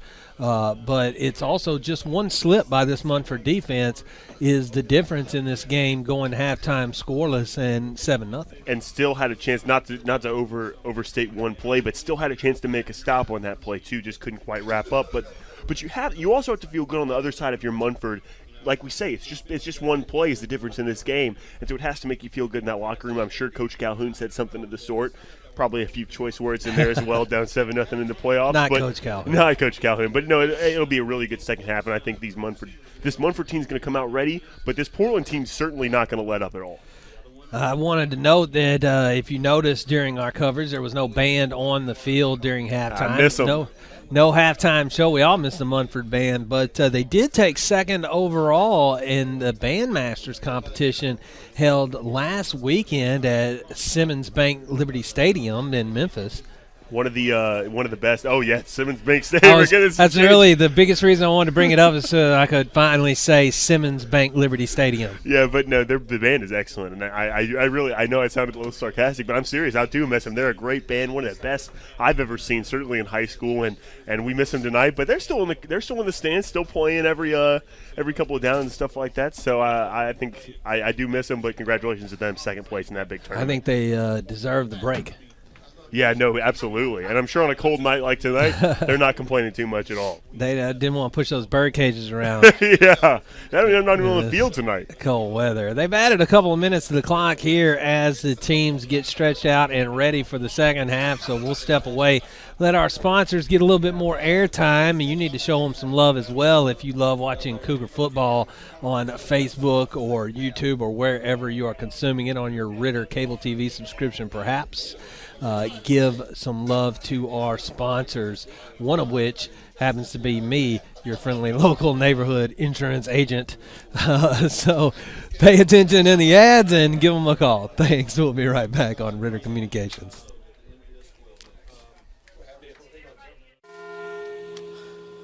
Go on, girl. Go on and get help. That's it, girl.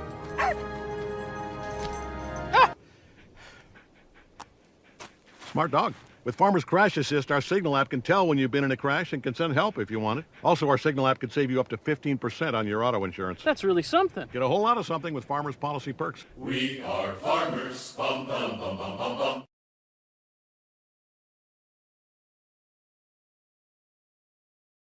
bum. Need a tow? Call a pro. At A-Plus Towing and Recovery, we're standing by day or night, rain or shine. We service Gibson, Tipton, Shelby, Fayette, Haywood, and Madison counties, plus nationwide towing. A-Plus Towing and Recovery is ready to assist with general repair, 24-hour towing, roadside service, and more. Our technicians are highly trained and prioritize customer service above all else. A-Plus Towing and Recovery. We tow with integrity. Call 731-741-4545. Well, here we go, getting ready to kick off the second half. Chad Gatlin, Jay Harder on the call for the Munford Cougars taking on the Portland Panthers. 7-0 Panthers lead. You know, Jay, I was just thinking some of the hardest working people I've seen at this game are working in the concession stand for the Munford Booster Club. Yeah, no, it's seriously. And they got a great concession stand, too. Delicious sausage and cheese play. One of the best high school concession stands I've been at. The hot chocolate is a hot commodity tonight. Yeah. The line was wrapped way around the press box earlier. Yeah, no, they got two little concessions here. I think one supports the band too, and both have been crowded all night long. People want some hot chocolate here on a cool night. Lining up to kick off for the Panthers is Nick Averett. This is a big 24 minutes of football right here, isn't it? Nick Averett standing tall at 6'2". They got some big guys on this Portland team. I mean, I saw a lineman 6'3", that receiver 6'3", this kicker 6'2". Big fellas. They've got a 6'1", 320 offensive tackle. Yeah, man, they got some big players over there. As you need to have if you're going to run the football the way they do. Ooh, onside kick maybe? We haven't seen them kick off. It is a short kick like Munford likes to do, and fair caught. Very smart by Ben Cernelia to fair catch that at the 38. When you kick like that as much as Munford does, they know what to do when they're returning it. Right. They know what to do when it happens to them. Yeah, for sure. So good field position here. We talked a lot at halftime about needing to get better field position. Starting your drive on your own 38, that's a lot better than having to go 90 yards, 80 yards. Now they have to take advantage of it. Yeah, for sure. It all starts with the quarterback, Jordan Bell, the prolific sophomore who we've seen get better over the year, and he was already receiving D1 offers before the season started. Low snap. Hands it off, though, to White. White will take it off of the left tackle and push it back toward the left side. Gets down at about the 42. It's a good first down play, truly 5 yards, really good run there. Two receivers out left here. So maybe same formation looks like. Two receivers left. It's another handoff to White. He'll go off the right side. This time spin move. Trucks another defender and down for the first down at midfield. Big gain right there. That's a huge play. And first two plays, 5 yard, 7 yard run. Like to see that if you're Munford, really churning and already almost on the 50-yard line, almost on the opponent's side of the field. This is a guy, I said R-stick earlier. It looks like a controller, somebody that can work the controller on Madden on those moves. Play. Nice run here by Bell. Bell makes one man miss, but is gotten by the next man down the field. But not before he gets past the line and gets another Cougar first down. That was a big first down here, and they are really rolling right now. Munford looks like they got a different energy out of halftime. The momentum you were talking about them needing, starting in good field position and then building up on this drive. 2 first downs already. Snap goes, handoff goes to White. He goes straight up the middle this time down to the 29-yard line. He was looking for contact right there, wasn't he? Going for that safety.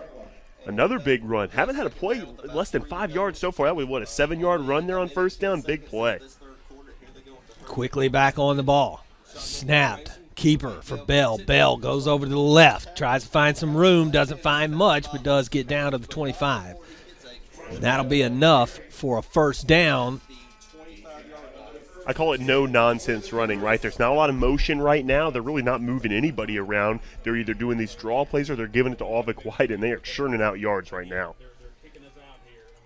Back on the ball. Handoff. White up the middle. Nowhere. Portland ready for that one. Yeah. Same formation, same 2 plays over and over again, making Portland stop it right there. They did. They obliged. Looked like Isaac Berry, the lead tackler on that one for the Panthers. Still got a yard, it looks like, on the play, so that's good if you're not going to get anything. Sending receivers out now. Yeah. 3 receivers set for Bell.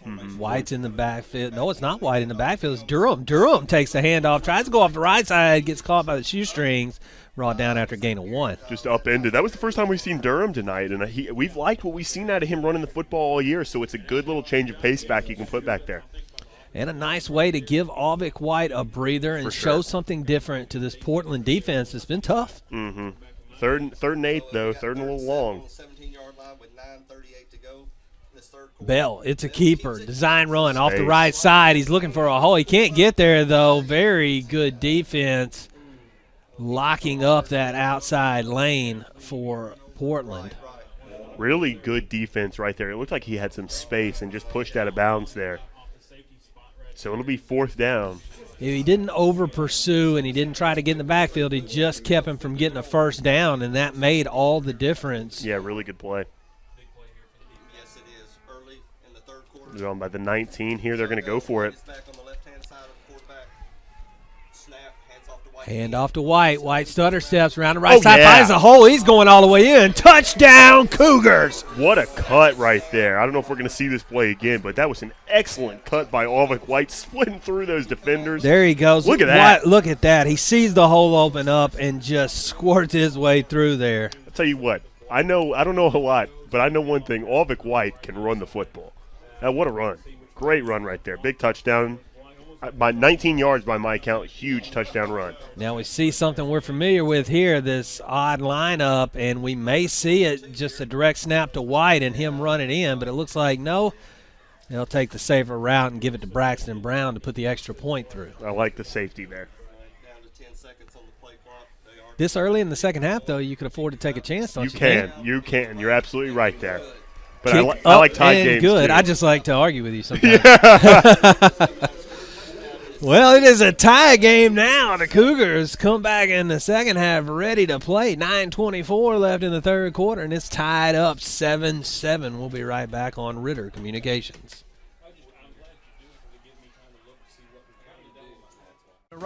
Need a tow? Call a pro.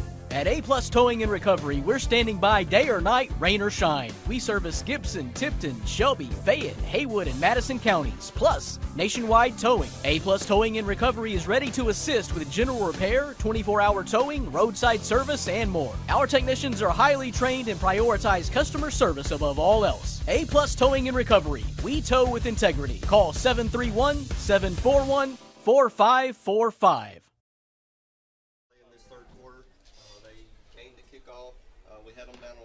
Back here in Munford, the Cougars have tied it up. Chad Gatlin, Jay Harder on the call. First round of the TSSAA 5A playoffs. 8-5A versus 7-5A in this game. Munford, the 8-5A champs. 9:24 to go in the third quarter, and the run by Alvick White ties it up. 9-play, 62-yard drive. Best drive of the game for the Cougars, although they've already gone 60 yards once, right? They just had to be backed up to their own 10-yard line. So that's why field position is so important in this football game.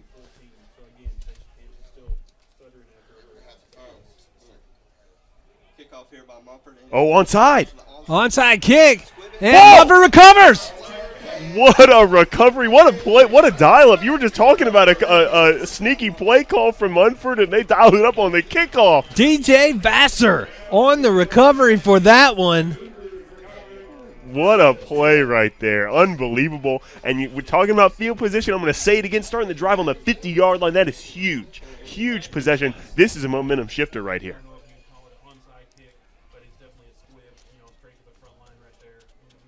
A weird formation by Portland's return team there. It looked like that front line was like offset a little bit.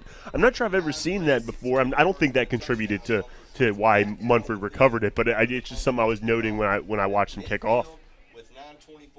I was not expecting that at all. Me either. We'll take it.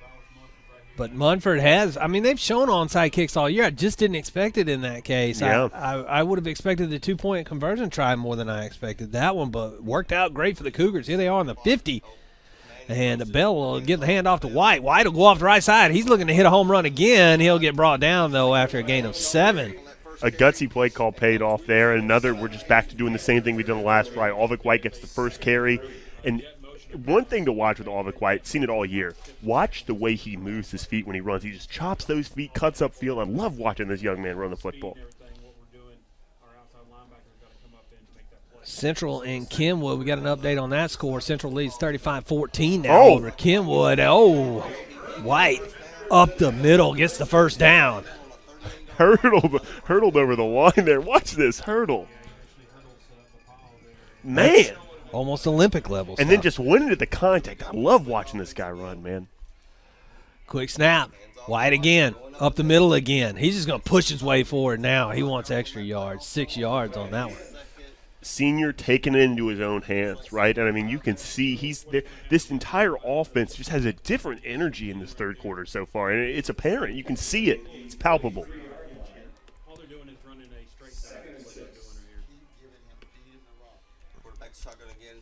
Hand off to White. No, it's a keeper Oh, for Bell. yeah, he's got Bell goes space. around. He's got plenty of space on the right side. And a smart block, and he's going to go all the way into the end zone. Touchdown, Cougars. What a run right there. He just got to the outside. There was so much space. The cornerback, the guy that could tackle him, fell over on the play. I don't even think he was touched, just tripped over his own feet. That created a lane. Touchdown, Cougars. One thing I want to point out that doesn't go in the stat book but was very smart by Hodgen. Hodgen had a block he was holding, and as soon as the play got to him, he let go of the block. So he didn't get the flag. And those things don't go in the stat book, but that's huge. Especially as much as we talked about penalties this year. You're absolutely right. That's huge. Jordan Bell, fantastic run into the end zone now to take a 7-point lead. Braxton Brown puts the extra point up and through, and it is 14-7. Cougars in command of the second half. 8:09 left in the third quarter. We'll be right back on Ritter Communications.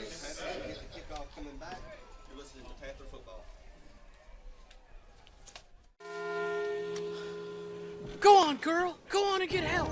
That's it, girl.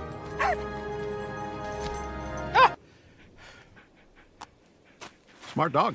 With Farmer's Crash Assist, our Signal app can tell when you've been in a crash and can send help if you want it. Also, our Signal app could save you up to 15% on your auto insurance. That's really something. Get a whole lot of something with Farmer's Policy Perks. We are farmers. Bum, bum, bum, bum, bum, bum.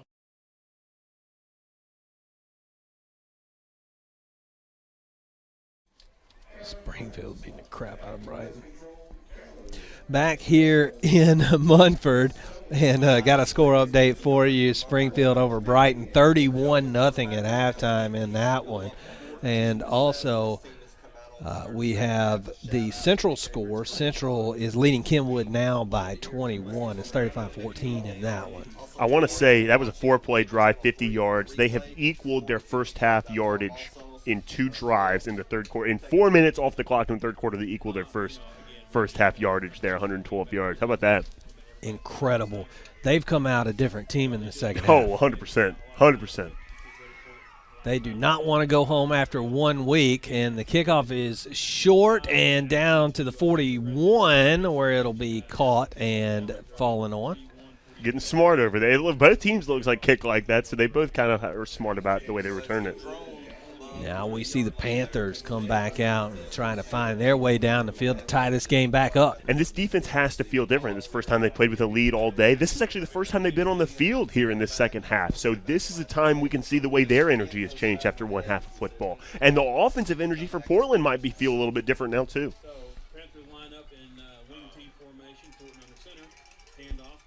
Handoff goes to Dallin. Dallin. No, it's Perot. Perot will take it down to the 45-yard line, gain of 5.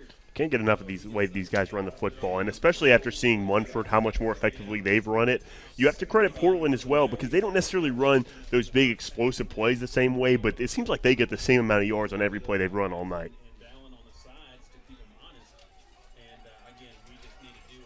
This wing T formation we've seen a lot. Handoff to Perot again. Perot will get another 3 yards out of it. He just falls forward. I don't think we've seen him stood up a couple times. Maybe not him, but somebody has been stood up a couple times. But he just falls forward with everything. That's why this is so effective because even if he gets hit at the line of scrimmage, it just seems like he falls forward to get positive yardage. It also seems like they're getting on the ball faster than they were in the first half. They were happy to run that play clock down quite a bit in the first half. Here in the second half, they're trying to get on the ball a little quicker. They're still going to the huddle.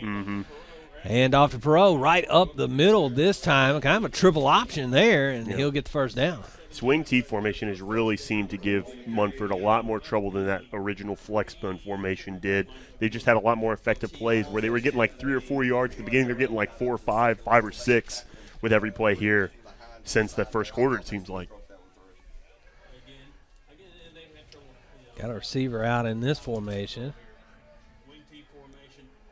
Handoff will go to Dowling. Dowling will take it for 2 yards before he's brought down.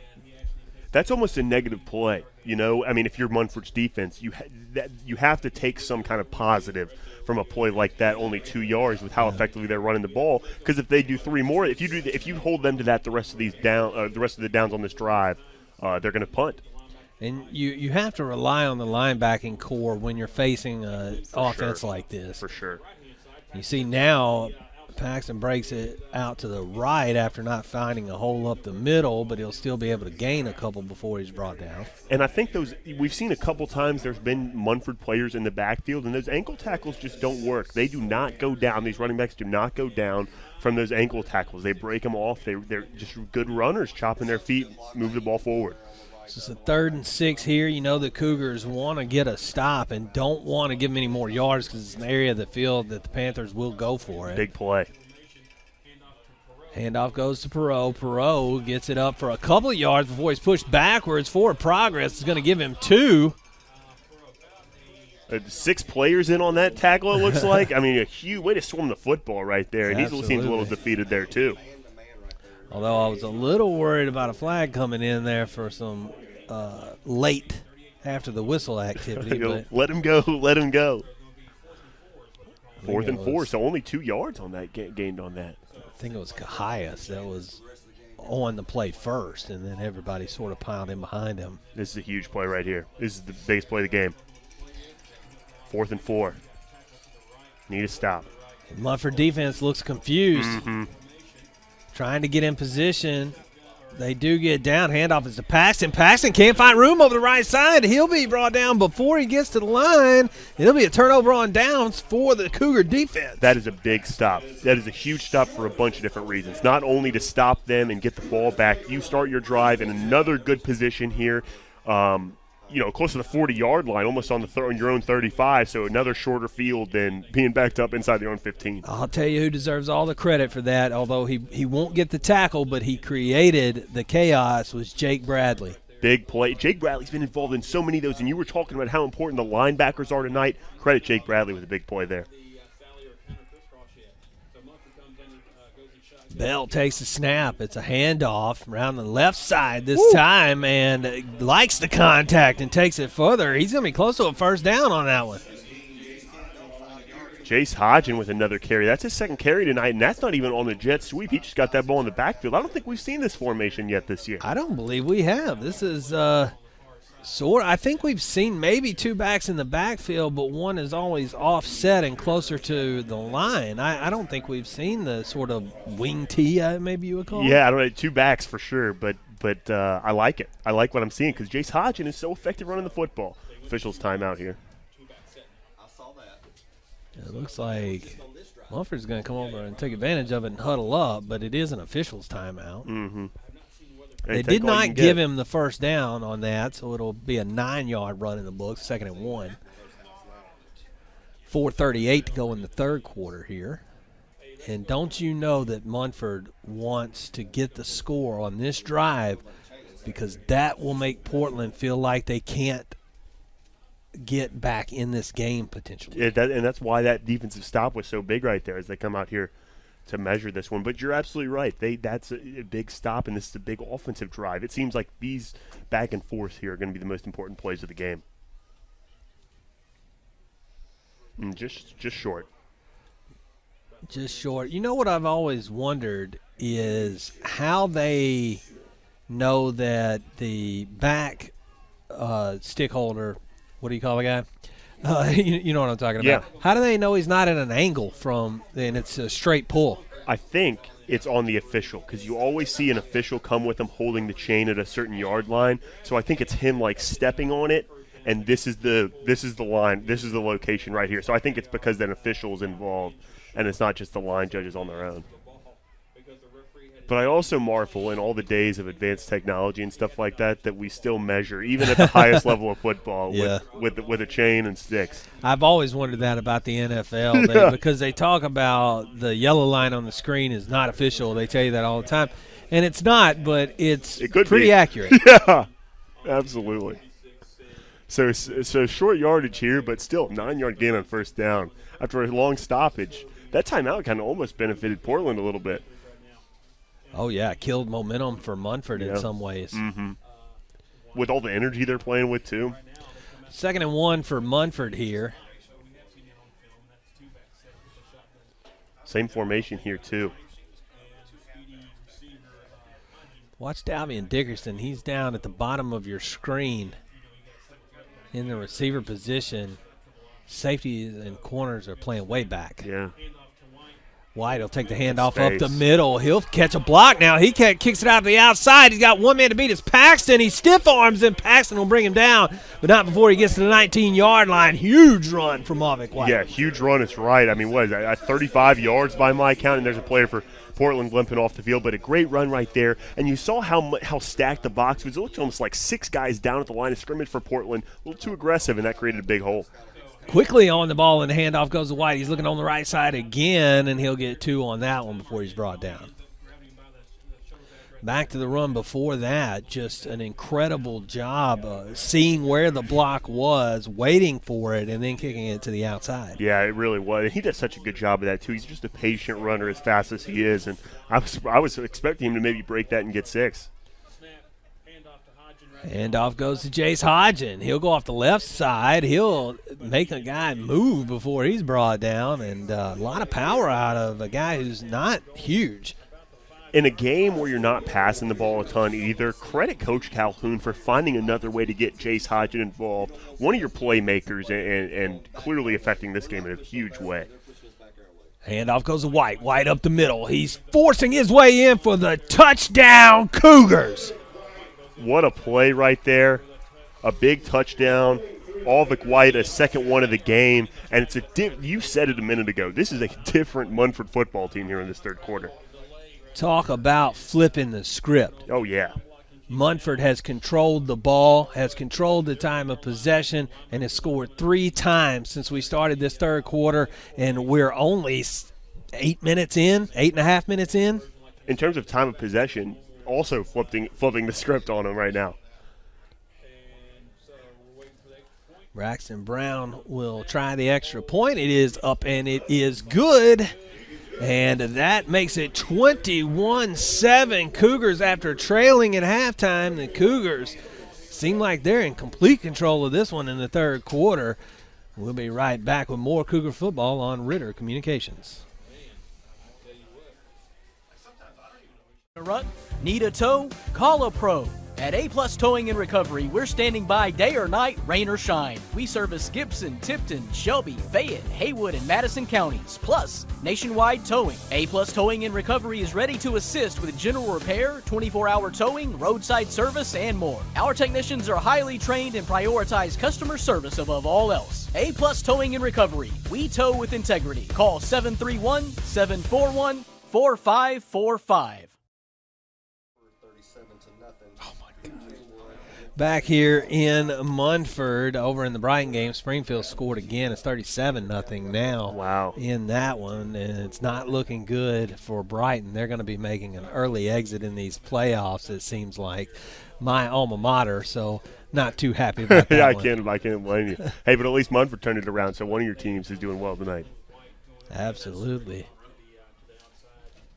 Absolutely. They've turned it around big time in the second half. Yeah, they really have 176 yards by my count in this third quarter. They only had 112 in the first half.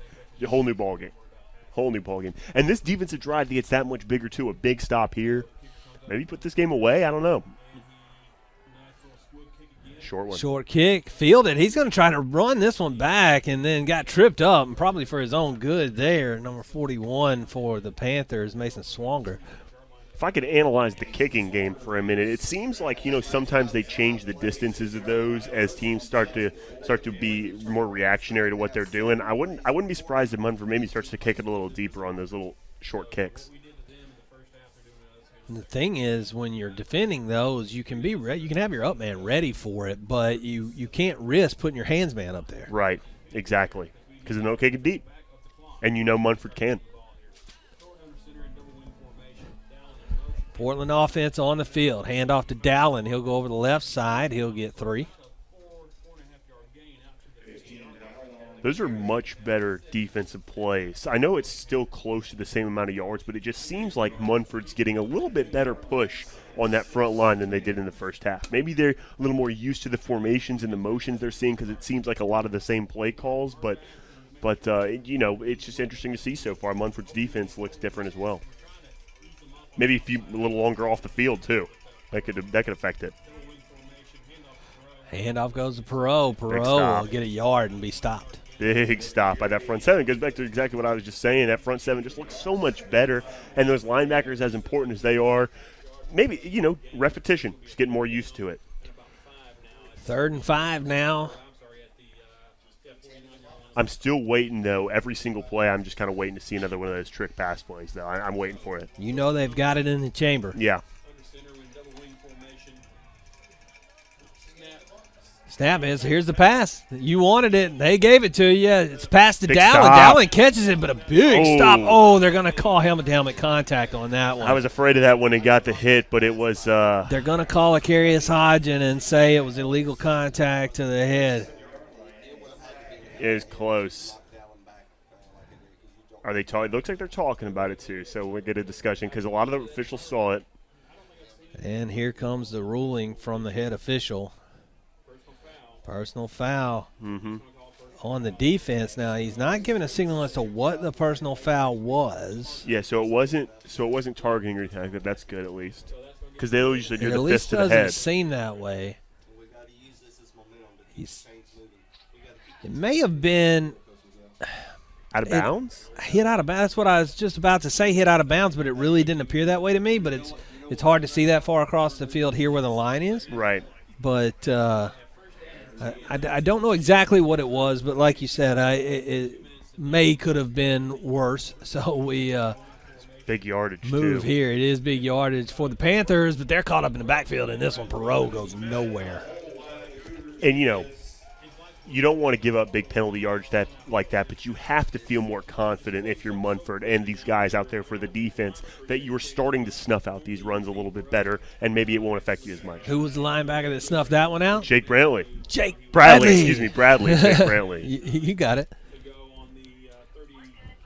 Man, that guy's good. And he, like you said, he's only been playing a couple weeks. I don't know if you remember, but in that 70s show, the quarterback of the football team's name was Jake Bradley. Really? Yeah. He was only in like one episode, but I just remember them chanting, Jake Bradley. You get the Munford student section doing that. No, they're over there, yeah. So 3rd down, another big stop there. Really good. Like I said, I feel like I'm repeating myself, but in the first half, Portland's plays looked very identical. Each play 5 or 6 yards, and right now all these plays look the same, but going Munford's way. They're getting these big stops, snuffing out the run. And credit this defense for adjusting. And honestly, if not for the penalty, that was a great 3rd down stop by Hodgin to keep him from getting the first down. But, contact around the head or neck area at least is what called that one to a stop. It's going to be an end around, and Dallin may have gotten there. Yeah, I think he did. Double reverse almost. It looks like they handed it one way and then go the other way. Ran that a couple times, and it's just created so much space on the edge. It will be a first down, I think. He's standing like right at the stick. They're certainly talking about it, but the flag line down. judge. Oh, there is a flag down. The line judge on the near side started at the 21, but now he's stepped back to. Started at the 19, but now he stepped back to the 21, and so I don't know where they'll spot it. Near the sideline too. This flag. It could be on Munford. Maybe the same thing. Personal foul. I hope not. Hopefully a hold. I'm hoping for a hold. Or a block in the back or something. Still discussing it, but it is on Munford's side of the field, leading you to believe it'd be defense. It is a illegal. Somehow they're calling a block in the back on the defense. I've not. That signal can't be right. That can't be right, but that's a block in the back signal. It is. Now there's some more discussion. Everyone's confused. Coach Calhoun's confused. Yeah, Coach confused. Calhoun. I wish we could get a shot of him there. Well, it's probably better that we're not seeing what he's saying on TV. But they are marching it forward, so it is a penalty against Munford. I'm not sure what the penalty actually is. I guess we just have to go forward with it was a block in the back on the Munford defense. I know it has to be some kind of personal foul, right? It's something. I'm not sure. I don't know. Hands to the face, maybe? That's exactly what I was thinking, too. Maybe hands to the face. All right, Bill handed it off to Paxton this time. He comes around the right side. He's going to go all the way in. Touchdown untouched. Paxton, touchdown for the Panthers, and they're back in this one. Man, I was fooled. Everybody was fooled on that play, it seems like. And the Munford defense, certainly. They're like Look at this. No one there. They're just creating so much space on that edge because they have been going north and south a lot, and they weren't getting anything. Munford's starting to sniff it out, and when that happens, credit Portland's play calling. They're going to the edge. Paxton's got some speed, too. He really does. Also the holder, the running back holder combo. You don't see that a lot. Mm-mm. Nick Averitt will try the extra point here. And it's up and good, and so it's a one-score game. Panthers clawing their way back, and now it's 21-14. Under a minute to go in the third quarter. Don't go anywhere on this one, folks. We'll be right back on Ritter Communications. Ends with a click. And just like that, you were immersed in a world of wonder. Education, entertainment, information. Connect with family and friends from around the block or around the world. So when it's time to connect, Ritter Communications will be there to make it happen. With speeds up to 1 gig. Ritter Communications, connecting you to what's important. Back here in Munford, Portland just put one on the board to close the lead into 7. It's 21-14 Cougars, but a great drive there from the Panthers, capped off by a Freddie Paxton run into the end zone. And with that touchdown, now the Panthers have new life in this one.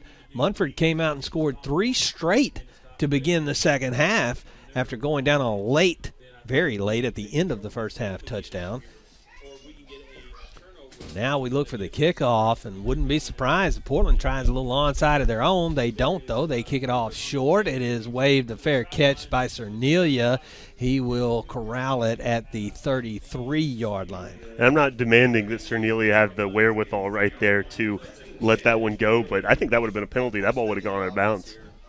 But, hey, no turnover. That's all you can ask for, truly. I'm not criticizing him at all. You got great field position here, starting inside the 30, inside your own 30, or excuse me, outside your own 30. I was thinking, I don't think it's a penalty for it to go out of bounds in high school. Oh, is it not? I think it's just wherever it goes out of bounds. I see. I guess we have had a few of those this year now that I think about it. But I often get confused by the rules, Jay. You and me both. Motion by Akarius Hodge, and it's a handoff, but they blow it dead. False. Can't have that. Man, gave away their big play there on the wide receiver end around. And it seems like Coach Calhoun really likes to dial up those kinds of plays on first downs as well. And so you're right, that affects the drive as a whole more so than putting yourself back inside the 30-yard line. It takes away one of your calls. That is one we don't usually see, the far wide out go into motion like that. They're going to call him in motion again, though, and give him the handoff. They're just going to run the same play and say, try to stop it. And unfortunately, they do stop it. They will gain the 5 yards back. Now it'll be 2nd and 10. That's good. That's good. At least you get those penalty yards back. But now it's 2nd down. You got a few less downs to work with. Hey, but credit Coach Calhoun for just going right back to it, though. I like that. I like what you said there.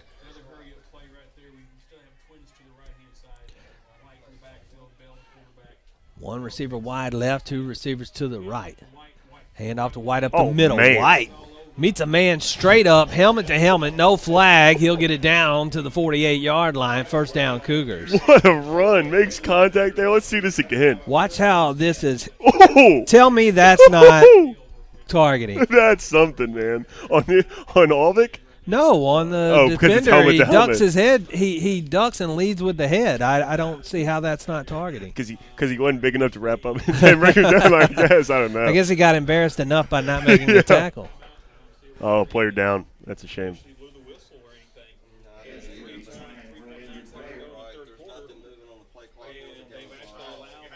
And, yeah, there's timeout on the field trying to kind of figure out what's going on. There was a player down somewhere. Mm-hmm, on the near sideline for Portland, it looks like. They've got it cleaned up, so they'll get back to play fairly quickly here. That's a big 15-yard gain there. And you negate the penalty down there. You're now no longer playing behind the sticks. And that is the end of the third quarter as the clock ticks down. Cougars still with the lead, but it's a tight one, 21-14.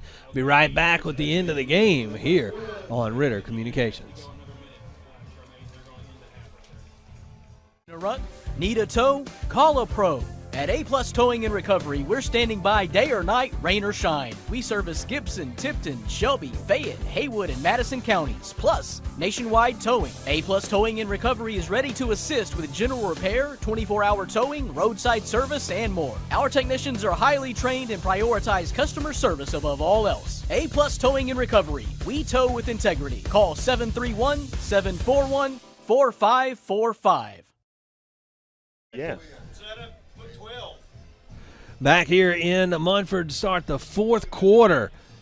Cougars lead the Panthers 21-14 in the first round of the 5A playoffs in Tennessee.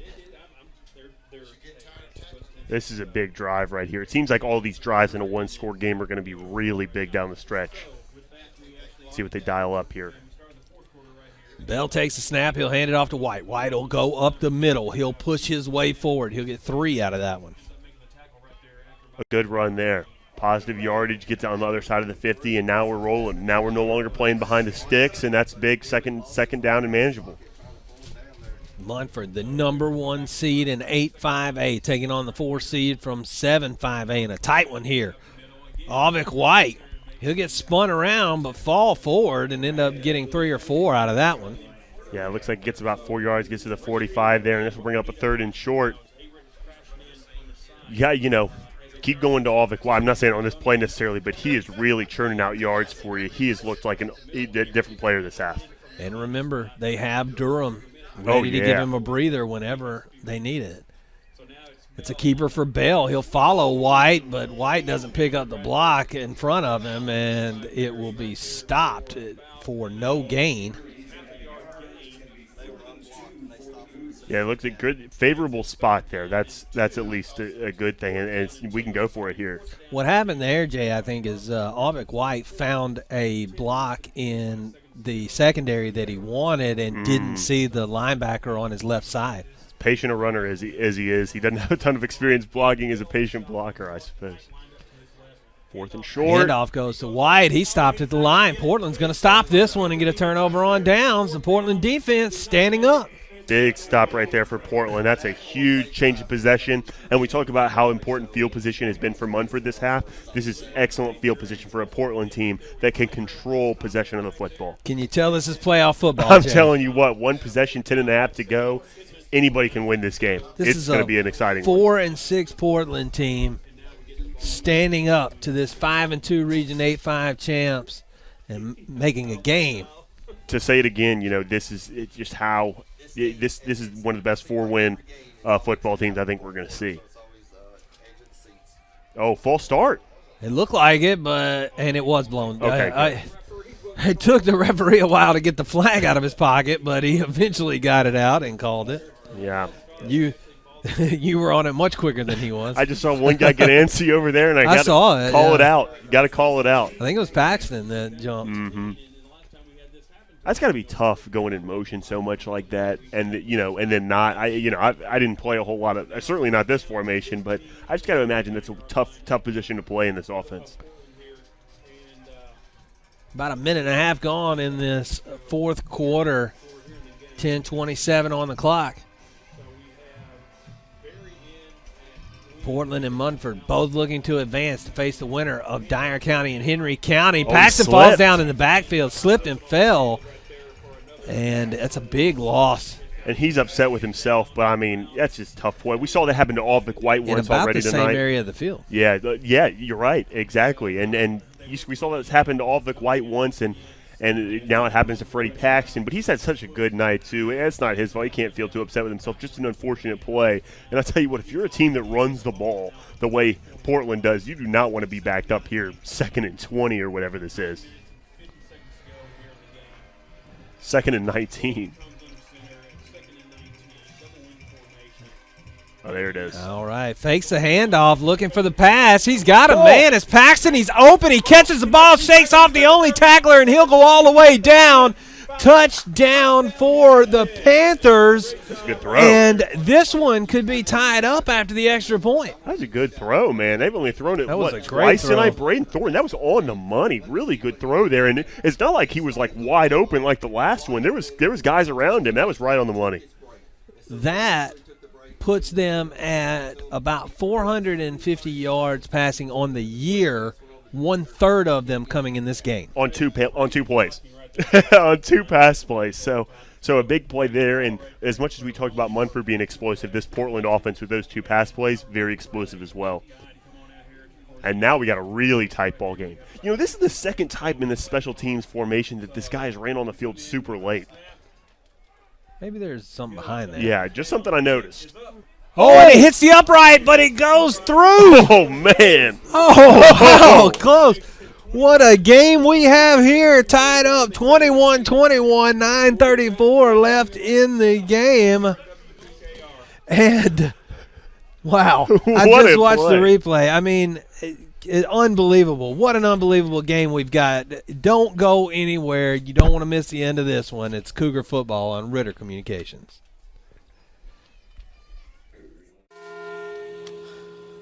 Go on, girl. Go on and get help. That's it, girl.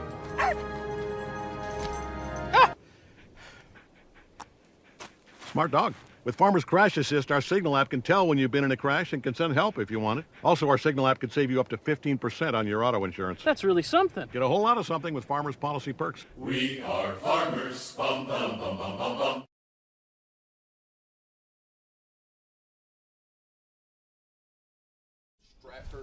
It's a tie ball game here in the first round of the TSSAA 5A playoffs. The road to Clarksville starts here for one team, and it is tied up 21-21. Cougars and the Panthers after a fantastic catch and run by Paxton that was thrown by the quarterback. It's only his second throw of the game. Both of them have been for touchdowns. Yeah, this is as good as a playoff game as you can ask for right Take here. that back. It's his third throw of the game. Yeah. He's 2 for 3 with 2 touchdowns. Super short. Oh, no. Oh, both players ran into each other, but the Munford player was able to get it, and that's a miracle. That's luck. That is a miracle that's right luck there. Right there.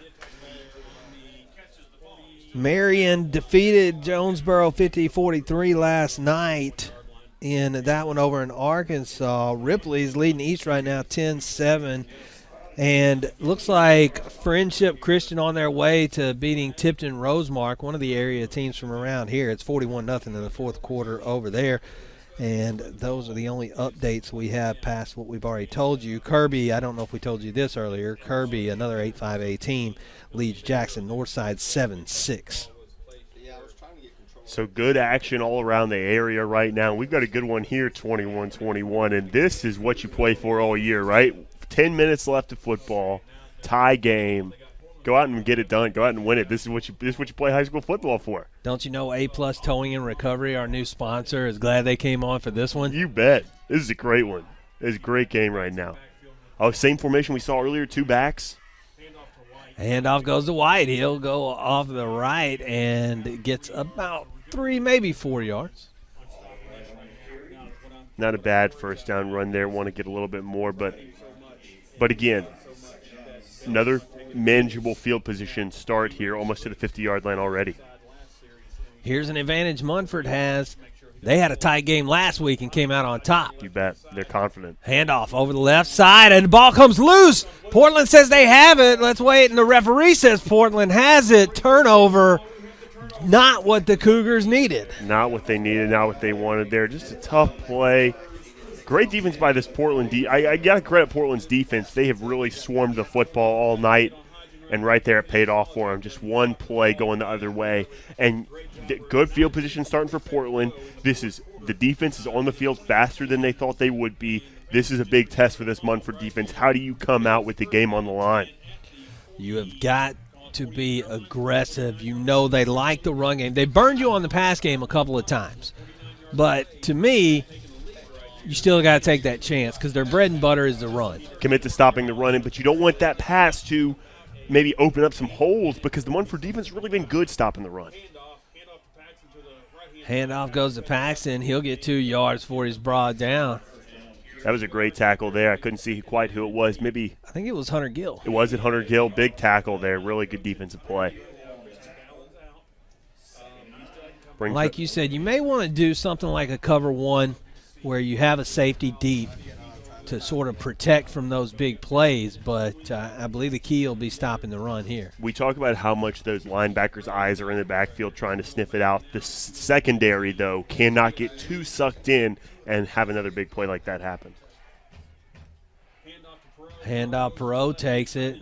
He goes up the middle. He's able to get through guys somehow inexplicably and gets taken down at the 40-yard line. He'll be just short of the first down. Just churning his legs, coming up big in this fourth quarter. Here he is, and he's a powerful runner. And that's how they teach the running backs is never stop moving your legs until the whistle blows, even if you're sideways on the ground. And that's what he did there is just kept moving his legs because he was in a pile of Cougars and came out. He's been turned around a couple times where he keeps moving your legs like he says, and that's a credit to his running ability on this 3rd and 1. Big third down here for the Cougar D. Yeah, big one, seriously. 5 men on the line. Handoff to Perot. Perot is patient, waits until he's got some space and makes the first down for the Panthers. Those quick cuts get him that first down. That was short yardage here, too. Can't let that demoralize you if you're Munford's defense. Have to reset here on this new set of downs. Nicely run by Perot as he sort of shifts to the left and waits on the end to commit before he heads out. I've really enjoyed watching him run all night. Those cuts, he's been doing that all night. He's a really good runner. I wouldn't be surprised he plays to the next level somewhere. Someone has use for a running back like that. And only a junior, too, so another year of playing. It's a good running back, man. I really like what I've seen from him tonight. 1st and 10 for the Panthers. They got 2 receivers this time. Mm-hmm. Man in motion. Handoff goes to Perot. Perot looked like a bullet shot out of a gun for a minute, but Cougars able to get the stop after 2 yards. And that's what's so effective. Even on plays that Munford sniffs out and stops, he still got 3 yards there, or 2 yards, I guess, before even anybody saw him. And like you said, shot out of a cannon, like. He's got very quick acceleration. Yeah, he really does. He really does. And it goes back to what I was saying earlier about how fast those handoffs happen. Maybe a credit to him for just how fast he can shoot out. Clock's a factor here, too. 6.5 minutes left in the game. Yeah, I don't want to give him another possession. Oh, man. Oh, it was almost a botched handoff, and then he almost got him in the backfield, and they will get him for a loss. It was Isaiah Woods. And Woods, it's the first carry we've seen out of him. He was a little early to the quarterback, and it almost caused a big play in the backfield, but still a loss. Great pursuit by the Munford defense. Way to swarm. I was about to say there, way to swarm Hunter Gill. It looks like he was in on that tackle there, and a really good tackle outside, but a bunch of, like you said, a bunch of Munford Cougars in there to make that play. This is a 3rd and long. Cannot allow an explosive play here. 3rd and long. It does look like they're dropping a DB back. Smart. It's going to be a handoff to Perot. Perot will get up through there, but he will still only get about 6, which will not be enough for the first down. So it's a 4th down situation in which you think the Panthers will probably go for it. But that makes it 4th and way more manageable, though, doesn't it? I mean, not still 4th and kind of long. Was that 6 or 7 still? But far more manageable than it would be if it was 4th and 10 or 4th and 11. I would say it may be a better situation for the Cougars' defense as they seem to have not been able to stop the short run plays And when Portland needs longer yardage and they have to spread it out a little more, seems when this defense has shined. Big play. Oh, it's no. going to be a pass, though, and he's going to be hurried in the backfield. He's just got to throw it, try to get rid of it. Oh, but it is caught. Caught by Paxton. What a great catch. It was terrific defense on the pass and on the passer. He gets hit as he throws, still somehow gets it off and finds Paxton and gets the first down. What an incredible play. Yeah, really good play. Seriously, Ethan Cahiason on that defensive play laid a big hit on him there, but way to Paxton hold on to the football. There were two big hits. The quarterback suffered a huge hit as he threw it, and it was just an incredible play by this Panther offense. First and 10, fresh set of downs. Playoff football here. Paxton will take it for 5 yards. Oh, no, he breaks free and gets it all the way. It's a touchdown, Panthers, and now the lead switches back to Portland for the first time since the beginning of the second half. The physicality of the Panther offense has really taken its toll on the Munford defense, and I think it's showing its face on that drive there. Those are not conventional Munford defensive plays, and I think just the physicality of this game has worn on them as it's gone on. Paxton showing a little bit more of that acceleration as he got loose from his tackler and then just took off. But I'll tell you, 4.5 to play, that's a lot of time for this Munford offense. You missed this one. Extra point blocked! It's blocked! Ben Cernelia! Oh, we don't scoop and score in high school football, it would seem. Okay, I was wanting him to go. I thought you could run it back for 2 points. I thought you could, but I guess not in high school. We blew it dead pretty quickly. I was waving on him to keep going, but that's still huge. 6 points now a field goal. I mean, an extra point if you can score a touchdown here wins the football game. That's a huge play right there. Every play in this fourth quarter has been big, it seems. 6-point game, 27-21. Panthers lead. Don't take away from the touchdown that Freddie Paxton just scored. Puts a lot of pressure on this Munford offense. 4:38 to go in the game. They got to come out here and make something happen. But Ben Cernelia giving them life with the blocked extra point there. And you know that's got to make this offense, give them a little juice going in there. Do you kick it deep here, or do you do that same little pooch kick that you've been doing? I don't know if he even has a leg to kick it deep here. So maybe it's the question doesn't matter, but I'm not sure. I don't know either. Do you throw him off and try to kick an onside? An onside is not that much more field position than what you're giving him anyway. And it looks like Munford has 2 guys up ready for that just in case, but I think you're right. How is that so much? Did the last kick only went to the 45 anyway? That's no different. You're absolutely right. Left-footed kicker. Well, southpaw. Is Averett. Averett will kick the short kick. Fair caught at the 35 is Cernelia. And that is where the Cougars will take over, down 6 with 4:38 to go in the game. Their postseason life on the line. 2 turnovers in this game so far. That's a little unconventional for Munford. They don't usually turn the ball over, usually take really good care of it. Can't afford to have one on this drive. This is a big one. What will Coach Calhoun dial up? This is exciting, and then I'm really excited to see this drive. Coach Calhoun is a great schemer, and I'm sure he's had this drive scripted for a while. I wouldn't be surprised if they take a shot right out of the box. They won't, though. They'll hand it off. It's White. Yeah. He'll go down. He'll get 7 or maybe even 8 yards there before drugged down by the defense. Has he been brought down by one player all night? It always is like so. 2 or 3 that have to get him down. He's such a powerful runner in the football. Back on the ball. Bell with the snap. Handoff to White. Same play. Yeah, man. Same play, same result. First down this time, Cougars. Powerful run. I'd run the same play again, Jay. Keep going to him. I like it. Make them stop it first. Yeah, seriously. 4:06 now to go in the game. Hand off to White. This one's going up the middle. He'll make a man fall down, and looked like the ball got a little loose there, but he was able to hang on to it. With forward progress, he'll be down to the 46-yard line, 2nd and 4. Talk about hitting the defense, physicality. That is super physical right there. Handoff goes to White again. He can't go anywhere this time, held up at the line of scrimmage. Well, you're right. They made him stop at first. And on his last game of the season, potentially, or his last game of his career, potentially, all Vic White, they're giving him the football. What that does is sets up the fake. It does. You're right. The play action. You're absolutely right. And obviously, you're working with 2 plays here, too, and 4 yards to go. So here we go, 3rd and 4. 2 receivers left. They'll just give it to White, tell him to knock a man down and get it, and he does. Great running there. Runs over a defender to get past the sticks.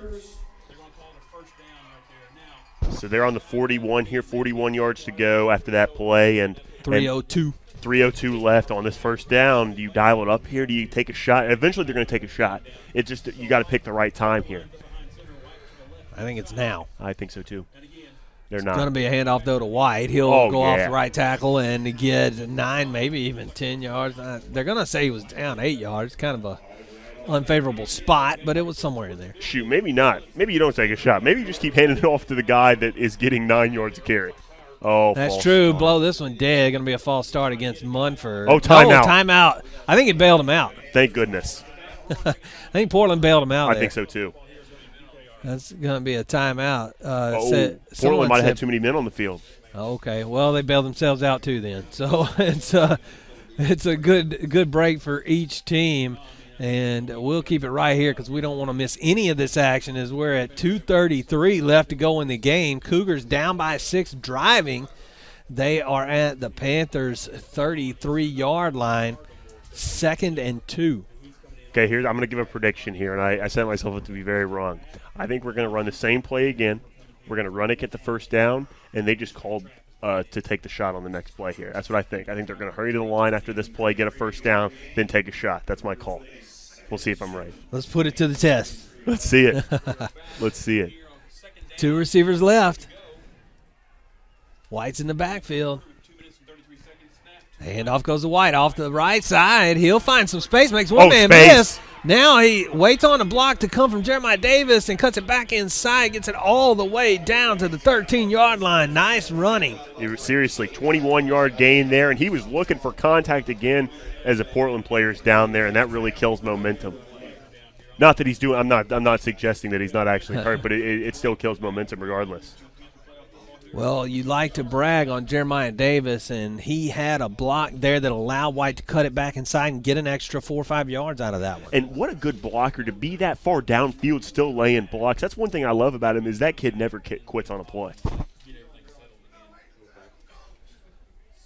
Well, and it is a momentum killer in a way, but also a free timeout in a way to plan what you're doing here with a first down. And you can get a first down, but it's 1st and 10 at the 13.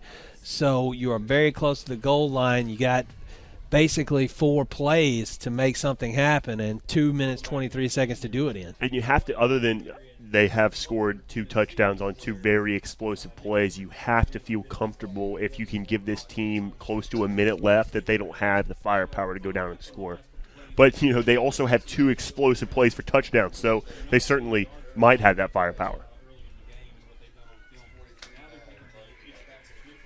Lining up now. 2 receivers left. It's the formation they've been running the ball out of, and now it's a keeper for Bell. Bell hesitates and then waits on the delayed draw. Bell will go, spin off a man, go in, touchdown! Cougars, it's a tie ball game. That is a huge play right there. Great blocking. I couldn't see all. Here we go. 32, Jeremiah Davis, great block. Can't say 17. Great block right there. That's Jace Hodge, an unbelievable block on the left side. There was someone else out there, laid a big block. Got to credit those guys creating that space. That was a great delay by Jordan Bell that made him think he was going to throw, and it gave him the space to run. Tell you what, I knew they were going to kick this one, but just lining up like that right there scares me half to death. This could be the 2nd week in a row that Braxton Brown decides a game by 1 point. It's a big extra point. Kick is up. Kick is good. Cougars take the lead. It's 28-27. Munford leads, but 2 minutes, 12 seconds left on the clock. They'll have to stop this Portland offense at least one more time. We'll be right back on Ritter Communications.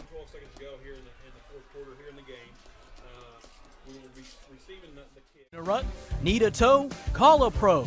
At A+ Towing and Recovery, we're standing by day or night, rain or shine. We service Gibson, Tipton, Shelby, Fayette, Haywood, and Madison counties, plus nationwide towing. A+ Towing and Recovery is ready to assist with general repair, 24-hour towing, roadside service, and more. Our technicians are highly trained and prioritize customer service above all else. A+ Towing and Recovery. We tow with integrity. Call 731-741-4545.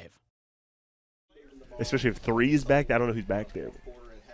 Well, you just kicked back here in Munford. We were just talking in the break. What do you may do have here? caught part of that. I was going to say you just kick it to the opposite side of wherever their hands guy is, but kick it deep.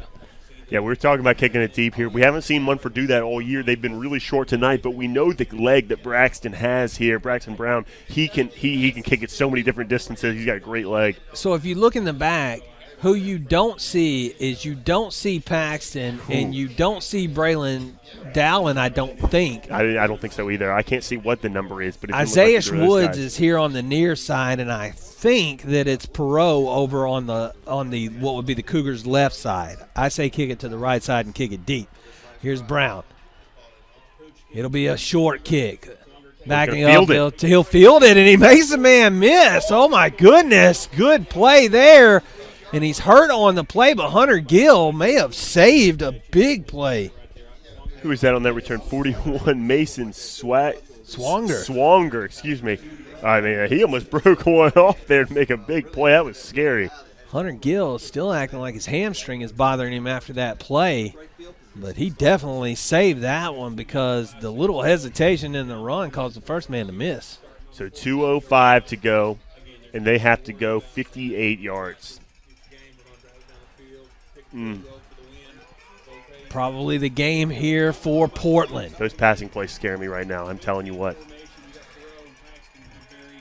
It's a handoff. It's a reverse.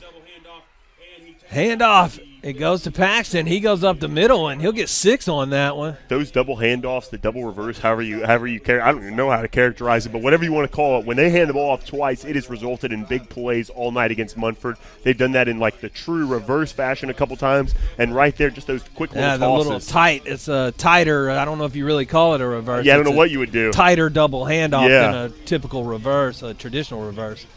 Handoff will go to Paxton this time. He's trying to right side, tries to cut it back in, makes one man miss. Then he's brought down by 3 Cougars, led there by B.J. Lowry. I think first downs are huge on this drive, not only because it's a first down and you get a new set of downs, but because it can stop the clock while they move the chains. And that's the type, when you run the ball the way that they do, that's huge when you only have a minute and a half left. Clock is the enemy of a running team like Portland in a situation like this. 1:25 ticking down.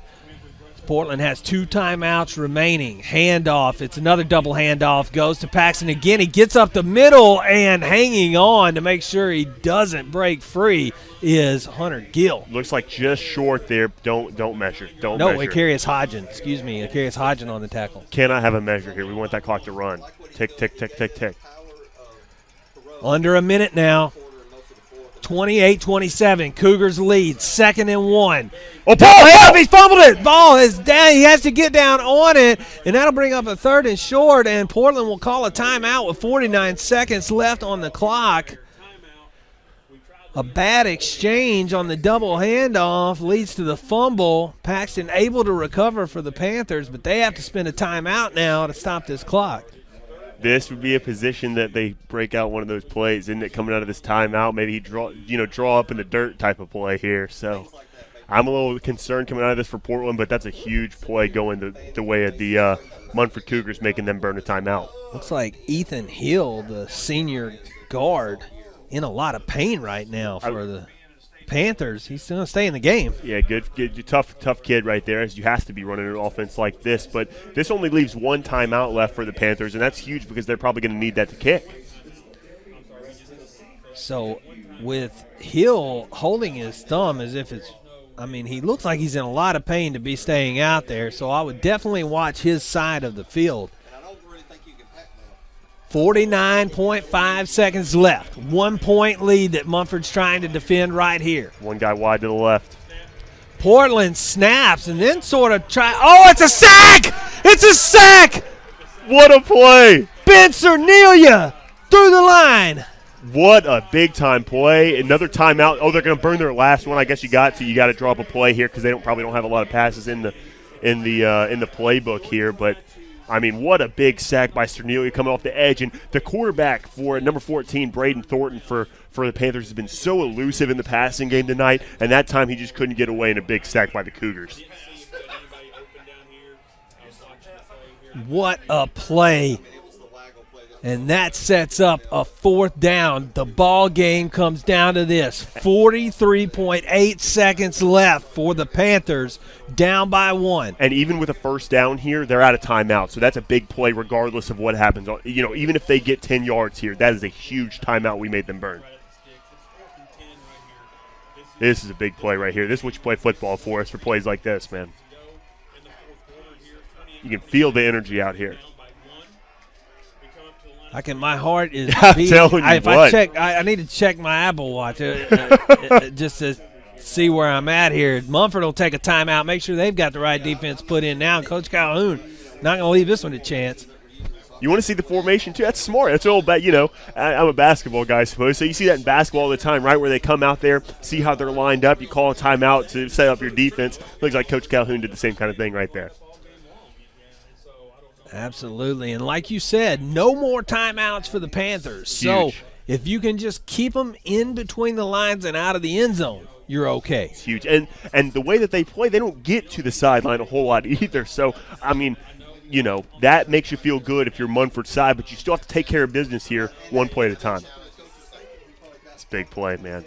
Man, like you said, heart racing. I mean, everybody. There's not a person sitting down in the stands right now. No, and it is packed on the Munford side here. Munford looking to hang on to this 1-point lead and advance to the next round to face the winner of Henry County, Dyer County. It comes down to a 4th and 10. Back to pass. He throws. It is knocked down by Akarius Hodgin. That is it. It's going to be a kneel down, and the Cougars will advance. What a play in the secondary. I was about to say 2 deep safeties there. They were ready for the pass, as you got to be. 4th and long there, and just not enough in the tank, but an unbelievable football game. Credit the Panthers tonight. Portland played an unbelievable game. I love their brand of football here, but credit Coach Calhoun. So much adversity fought through tonight to get this win.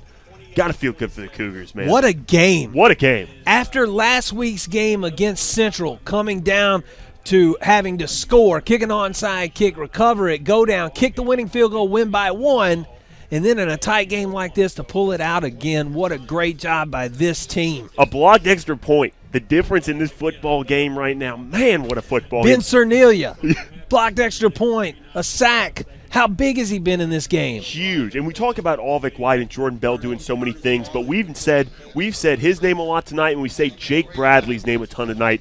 Defense, the difference maker in this game for the Cougars. Victory formation now for the Cougars. Yeah, that's a great thing to say, isn't it?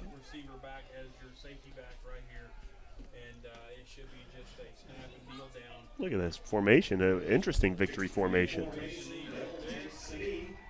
And Bell will take the knee, and he'll have to do it one more time before it becomes official. Man, that's exciting. Let's see if we know who they play just yet. Oh, that's going to do it. That's it. And that'll do it. They'll let it run. And that's it. The Cougars will advance to the second round of the playoffs in 5A. I'm checking the final. Henry County defeats Dyer County, so we'll be back here next week with Munford hosting Henry County in the second round of the TSSAA playoffs. How great does that sound for Cougar fans? That's a huge, that's big time. And you love hosting those type of playoff games. It just gives you a different energy, being able to go into your locker room, your home fans, all that kind of stuff. A huge win for the Cougars tonight. But I'd be remiss if I didn't shout out Freddie Paxton tonight and Jalen Perro. Those guys played unbelievable football games. And they're going to be back next year for Portland as well, and that's huge. Portland played an unbelievable game, coming in here as a big underdog according to Sonny Moore's power ratings, and still showing that they are a team to be reckoned with. And it's like you said at the beginning of the game, probably the best 4-win team you'll see in all of high school football, and they certainly proved it tonight out here on the field. And they proved their ability to pass. They nearly had as many passing yards tonight as they had all season. You're right. But they were able to make it happen when it counted, and it all came down to a blocked extra point that caused them to lose this one. They'll be hanging their heads tonight, but they've got a lot to be proud of and a lot to look forward to over in Portland. Couldn't have said it better. That's unbelievable. Great football. I mean, that's what high school football is all about. I don't care which side you're on. This is an unbelievable football game tonight. And hand it to Braxton Brown. In a tie game, he has to kick an extra point, and he doesn't flinch, kicks the extra point to get that 1-point lead that you see Munford win the game with. Avik White, by the way, big-time game out of him Player tonight. of the game. Player of the game for sure. The entire student body, it looks like, for Munford on the field right now. They're all excited. They're just as excited as the team. What a great atmosphere tonight. Avik White, his senior year, really proven to be a great one for him. We said earlier we were surprised he wasn't a finalist for Mr. Football, and it really was a shock when I read the story, but he's certainly Mr. Football in our hearts. Yeah, playing with a chip on his shoulder. And so I'm looking forward to see what he'll do going forward as well. Students get out on the field with the team. Big celebration going on, and I'm sure it'll go well into the night here. But they got to get ready. Henry County comes to town next week, and you can catch it all right here on Ritter Communications on the Facebook page or on Tubetown Channel 11 if you are a Ritter subscriber. Thanks to Ritter Communications for sponsoring the game. A-Plus Towing and Recovery, Gatlin Farmers Insurance Agency, and any other sponsors that want to come on. You might want to get on this bandwagon soon. Absolutely. Next week's a good one. No telling how far this Cougars team can go. We'll see you next week. For Jay Harder, Brandon Reed, Nathan Taylor, and Richard Self, I'm Chad Gatlin. See ya. See you next week.